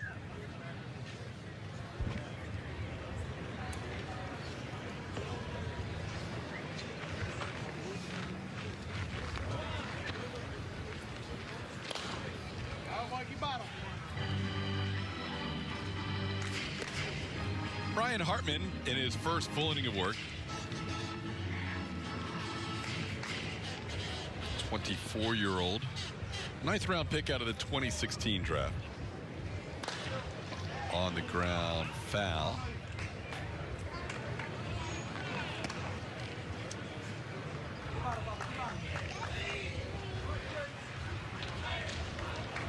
Last year, Hartman appeared as a starter and a reliever for the Hooks at Corpus Christi. 18 starts, 7 relief appearances, 11 wins, and a 2.69 ERA, 143 strikeouts and 120 in 2/3 innings.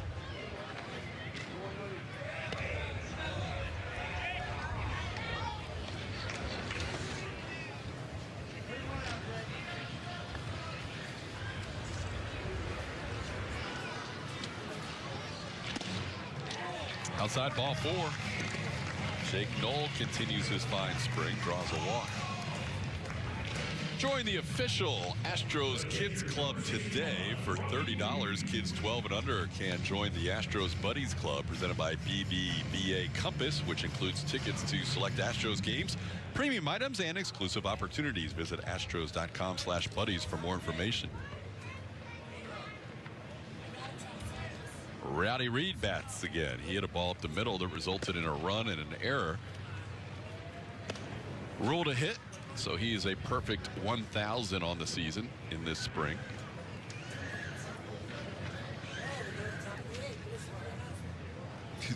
To continue in our Seth Beer puns, last inning didn't even think about it because Reed's the catcher, but Beer and Rowdy were in close proximity.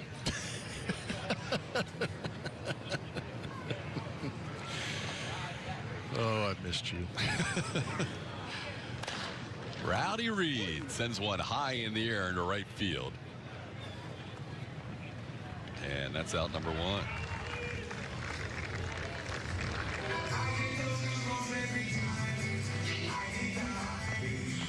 Ronnie Dawson makes the play and ties his shoes afterwards. Sometimes the reverse order would be better. Yeah. But it works it's all about for him. Preparation.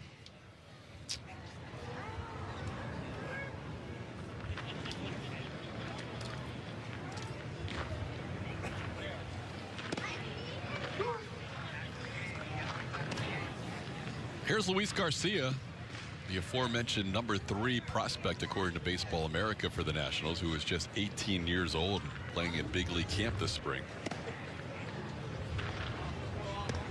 Down to the count, 0-2.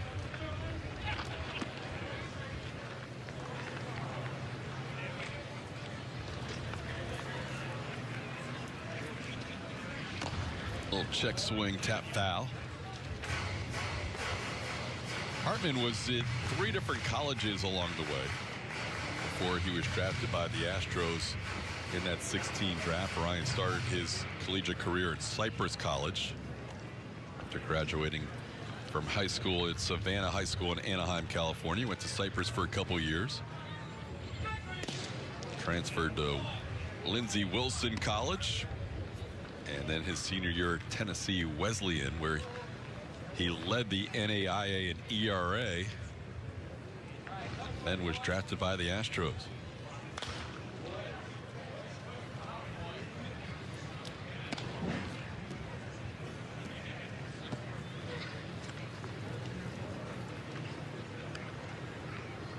Garcia will turn 19 years old in May.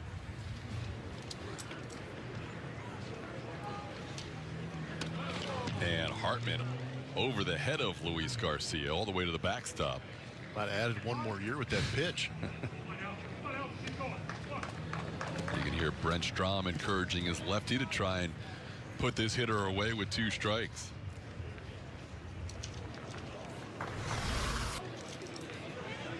Curveball that didn't break.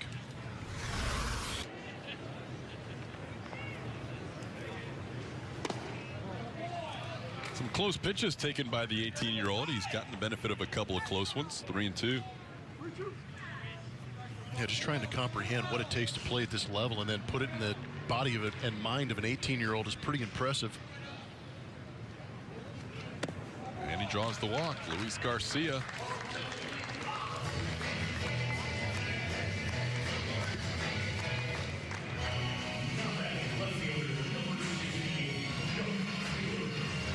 Chuck Taylor has a 3-run home run in this game, and he will bat.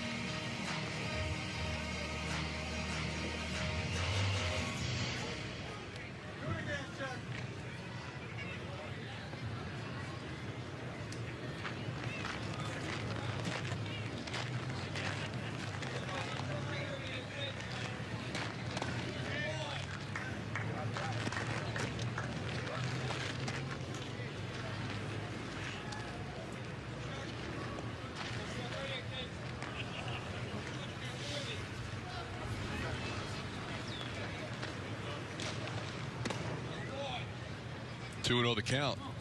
He's got a chance to hit a home run from both sides of the plate. Chuck Taylor does hit that first home run left-handed on a pretty good breaking ball from Hernandez.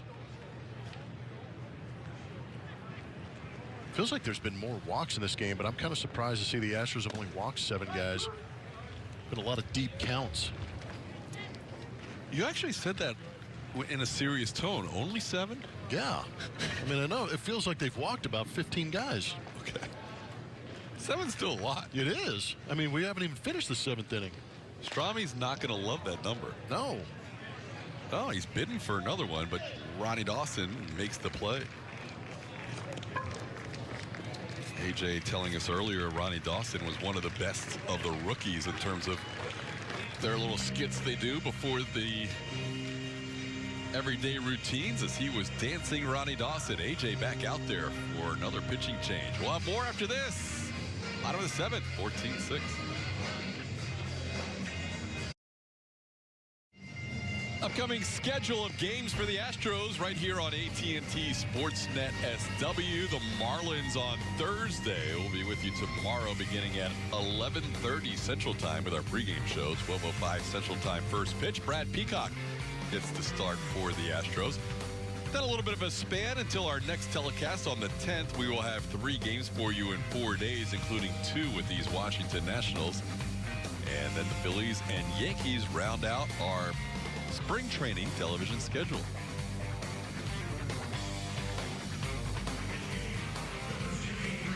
New pitcher for the Astros in this 14-6 game comes in with a couple of runners on and 2 outs.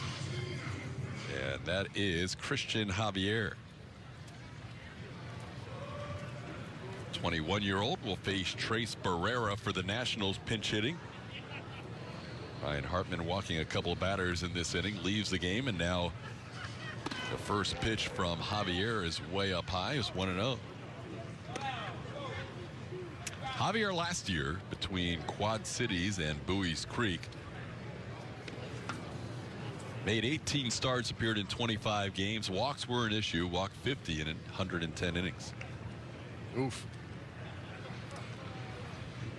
Strikeouts were pleasant, 146 strikeouts in those 110 innings, but the walks, obviously, they like to see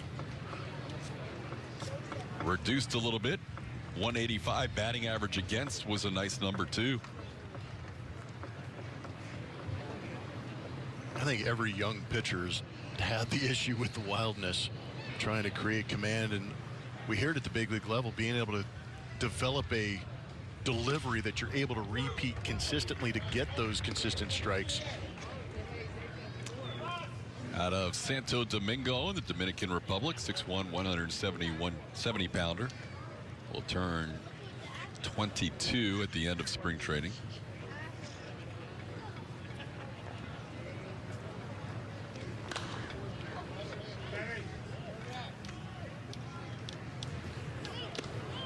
Astros pitching with those 7 walks to go along with 12 Nationals hits.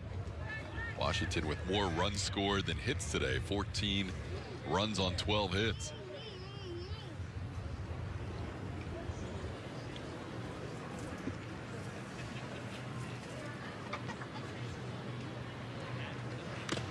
Foul tip, swing, and a strikeout.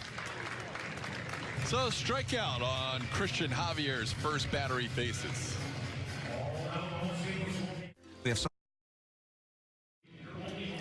Are you following AT&T Sportsnet on social media? From player and team news to behind-the-scenes photos, find us on Facebook, Twitter, and our new Instagram account for the latest on Astros all season long. Follow AT&T, follow Blummer27, and Real Todd Callis. Did I get those right? You did. We've got Blummer on Instagram. Allegedly, TK has an Instagram account.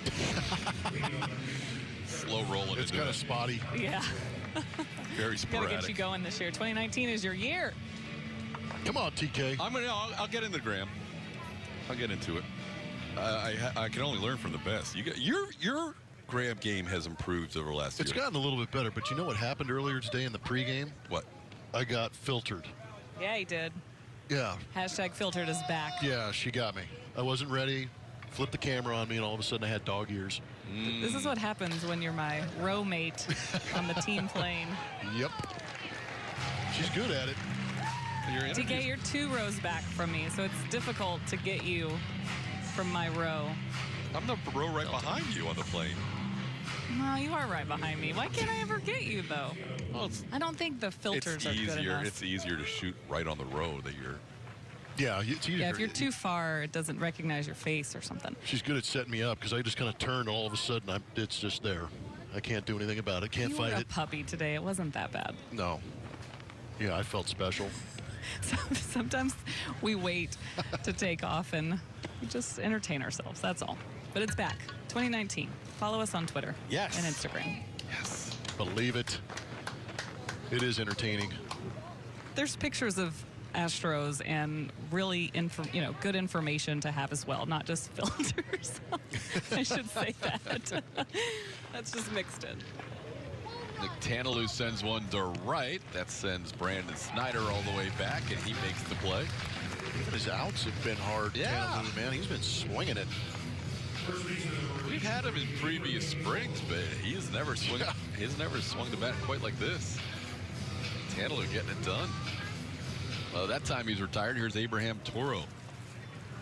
Toro in his second at bat. Walked and scored a run his first time up. Actually, he was hit by a pitch and scored a run. Mentioned Abraham mostly played third base last year. He's a guy from a Venezuelan family who grew up in Canada. Speaks fluent French, Spanish, and English. 2-0 the count to Toro. Kyle Tucker going through some hitting stances. That time of the day. I think last year, and for any young player, especially at age 21, there's an intimidation level with the star power that was around the Astros. And even though Tucker is a star in his own right, I just think that you're seeing more of that personality and a little more looseness out of Kyle that maybe wasn't present for him last year. No, that's a good point. Even at the age of 21 and realizing that some of the guys in that clubhouse, Altuve coming off an MVP season, Alex Bregman making the statement the way he did and how well he played last year, George Springer. There's some large personalities and large superstars in that clubhouse, so you're right. Could be a little bit intimidating for a young player to step in there. It seems like he's having more fun this spring as Abraham Toro bounces out to end the inning. 1-2-3 inning for Jimmy Cordero. 14-6. Presented by Whataburger. Kyle Tucker ripped an RBI double down the right field line. Big swing, high expectations on Kyle Tucker. Trying to make an impression. The signing of Michael Brantley, as well as Tony Kemp and Jake Marisnick playing well already at the big league level, leaves a lot of decisions for A.J. Hinch, and he mentioned earlier that he's going to carry a couple extra outfielders. And one would have to assume that it's Tony Kemp and Jake Marisnick being those guys. Yeah, Tucker. Well, a lot of teams would love to have the AAA Player of the Year. A lot of teams wouldn't mind having Miles Straw on their opening day roster, but right now, A.J. Hinch pretty much said, I know who my 23 are, maybe the 24th or 25th guy. It has to be determined, but it'll be tough for those guys at this point, you would think, to make the big league team to start the season, but probably see them at some point. There's the outfield situation with these guys looking for that 4th and 5th outfield spots. Well, you said it earlier. There's 25 guys on the roster, but there's a 40-man roster for a reason, and you have a tendency to use a lot of those guys. But Jake Marisnick, the only knock on him is that inconsistency on offense. Tony Kemp has turned into a very good big league inconsistent hitter and does a good job in the outfield. But Kyle Tucker, the ceiling is incredibly high for him. It's just a matter of, can he get it done at the big league level and force his way into the action. A lot of people felt this offseason as Carter Kieboom bats for his first time today. He and Spencer Kieboom doing some damage earlier this spring in a game against the Astros. And this time off the end of the bat, but it's hooking and it's going to drop in for a base hit. Carter Kieboom with a 1-out base hit.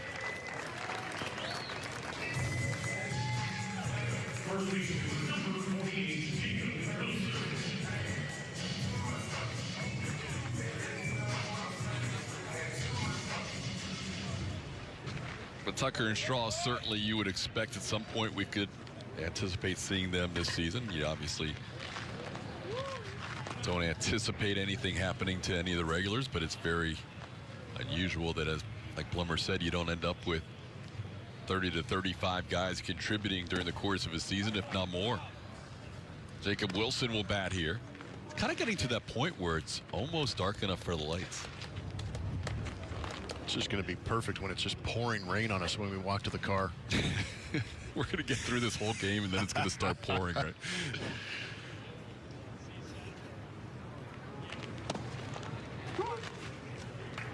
1-1 the count. There's see, it's funny because on TV it looks much brighter. Yeah. I think it's a trick with the cameras and the irises, but it feels darker than it looks. A little bit cooler breeze coming through here too. It's usually menacing. That ball's high in the air. Who wants it? We almost had a collision down the first baseline. Abraham Toro puts it away. Two first basemen almost collided as Toro was going for that pop-up. Unique bat toss by Wilson also. Where'd it go? Up the first baseline. Oh, he tried everything he could. Watch this thing.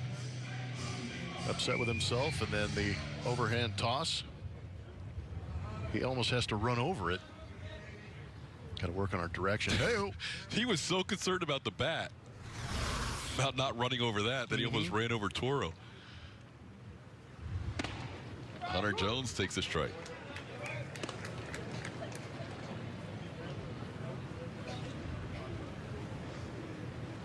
So far, so good for Christian Javier in his first Major League spring training appearance.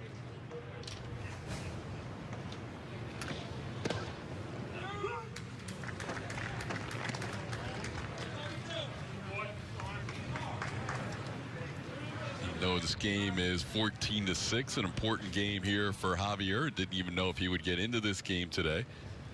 Getting a chance to pitch to one batter in the 7th and trying to work through the 8th as well. Bullpen is pretty much quiet at this point, so it's Javier the Astros like to see finish off this inning. Hunter Jones came on as a pinch runner in the 5th, grounded into a double play in his lone at bat. And Javier, impressive, retiring 4 of the 5 batters he faces, a couple of strikeouts. We head to the 9th, 14-6. Callan.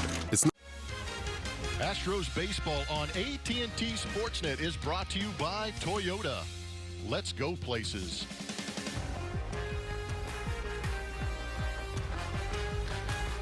Ninth inning baseball from the 15 ballpark of the Palm Beaches. 14-6 Nationals. It's been pretty much all Nationals all afternoon. They scored 1 in the first, 4 in the second, and have not looked back in this game. And as we head to the 9th, we have One of the more interesting stories of the spring and one of the more emotional recoveries and appearances in his first game back against the Astros to start the spring training season, and that is the right-hander Aaron Barrett. Yeah, we heard Brady Rogers talking about Aaron Barrett earlier, another guy who has gone through the Tommy John surgeries, but his was a little bit more unique, coming back from rehab on that, literally breaking his arm as he was throwing and trying to rehab coming back from that. And I know you heard about when he came back on the mound. Rumor has it that there were a lot of the national regular guys who hung out in the dugout to see him take the mound, gave him a standing ovation when he got back on the mound in appreciation of all the hard work it's taken him to get back. A Tommy John and a broken arm, just a devastating injury after making 90 appearances with the Nationals in 2014 and 15, to be back here on a major league mound and firing his second outing of spring training, delivering a strike to Garrett Stubbs.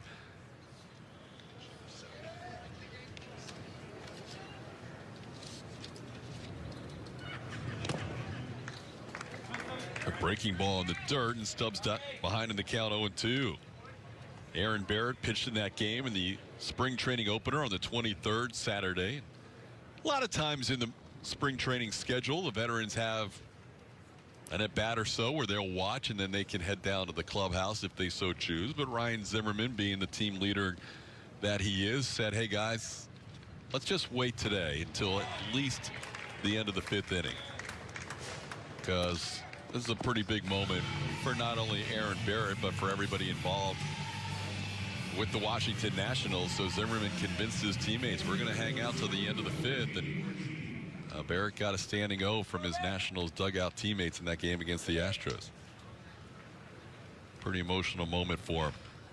So now he faces Jamie Ritchie hitting for the first time.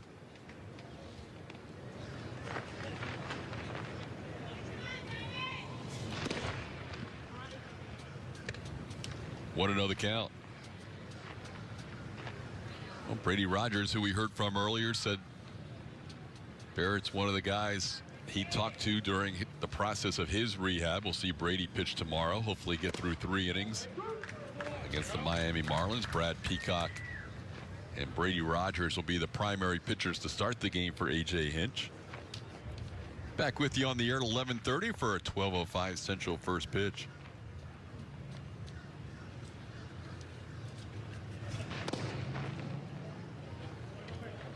You guys dialed up a good one for my first game back. You're welcome. A lot of base runners, a lot of runs scored, a lot of pitching changes. Yeah, we went through all our material. And we had a 3.5-hour material prep. And we are beyond that point. Yes. We are now at about 3 hours and 37 minutes worth of spring training baseball. But Barrett, thankfully, one of the good stories this spring, gives us something to talk about here in the ninth. And Jamie Ritchie draws a walk. Ritchie, hey, we were talking about Jake Knoll being the on-base machine. Ritchie keeps getting on base for the Astros. He's on base again with 1 out. And Ronnie Dawson will bat. Dawson singled up the middle.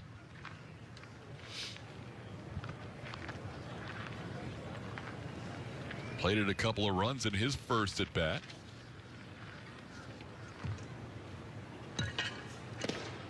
Swings through that delivery from Barrett.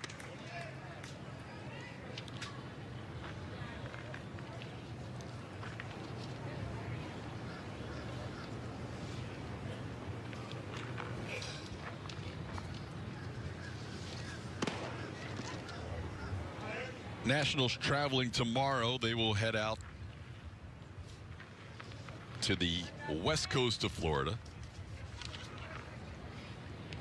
Take on the Boston Red Sox at Fenway Park South, JetBlue Stadium down there in Fort Myers. There's a ball looped over third, and that goes into left field for a base hit. Ronnie Dawson 2 for 2 in this game, including a couple of RBIs, and the Astros have 2 on here in the ninth. Literally muscling that one into left field.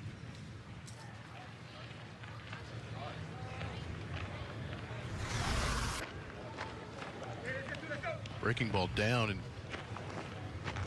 You could see Ronnie Dawson really bringing the head and the hands to contact, but got jammed, still turned into a hit. Ronnie Dawson now 5 for 10 this spring, as Lorenzo Quintana bats with 2 on and 1 out.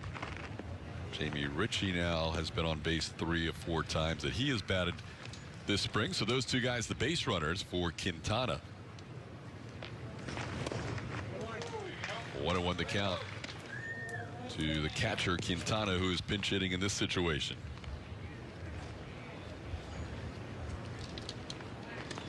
Seen some good changeups from Aaron Barrett.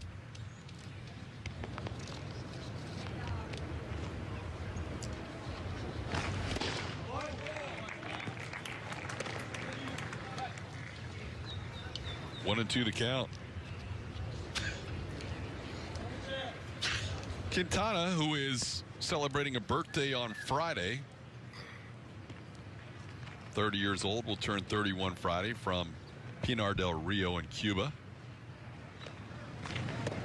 And he goes down swinging, runner on base, even though the ball may have hit the dirt. Can't do anything about that as he goes down for the second out. Corpus Christi was where Quintana played last year after playing early part of his career in Cuba. Last year was his first season with the Astros.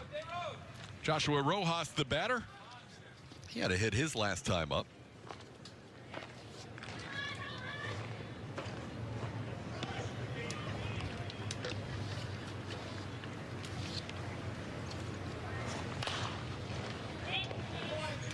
Pops one foul and out of play.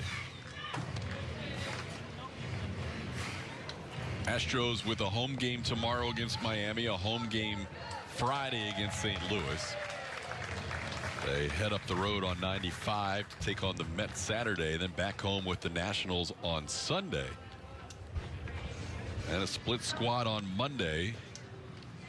Home game against the Mets and a road game against the Braves. And then an off day. First scheduled off day of the spring for the Astros will be March 5th, one of 2 off days in spring training, the 5th and the 18th. It's a lot of baseball games.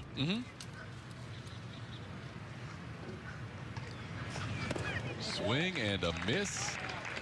And the Astros down to their final strike as Rojas has a count of 1-2. A.J. Hinch, great guy that he is, has decided to travel on that split squad game next Monday. And not only is he having Joe Espada get to stay back here in West Palm, but he has loaded up the roster for Espada.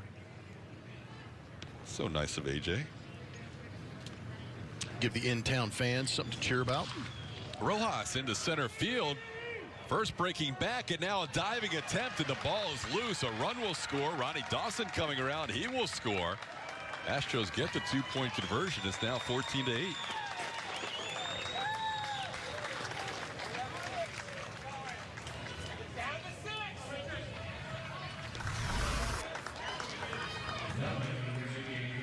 Stayed on that breaking ball and hit it just short enough to fool center fielder Jones, who gave it a last-ditch effort there.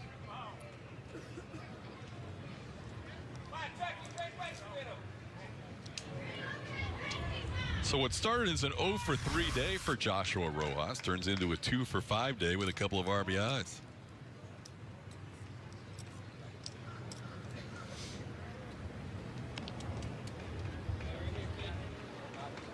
Actually 3 RBIs in all for Rojas today. It's now 14-8. 25 hits combined. 13 for the Nationals, 12 for the Astros. A lot of the Astros hits have come late.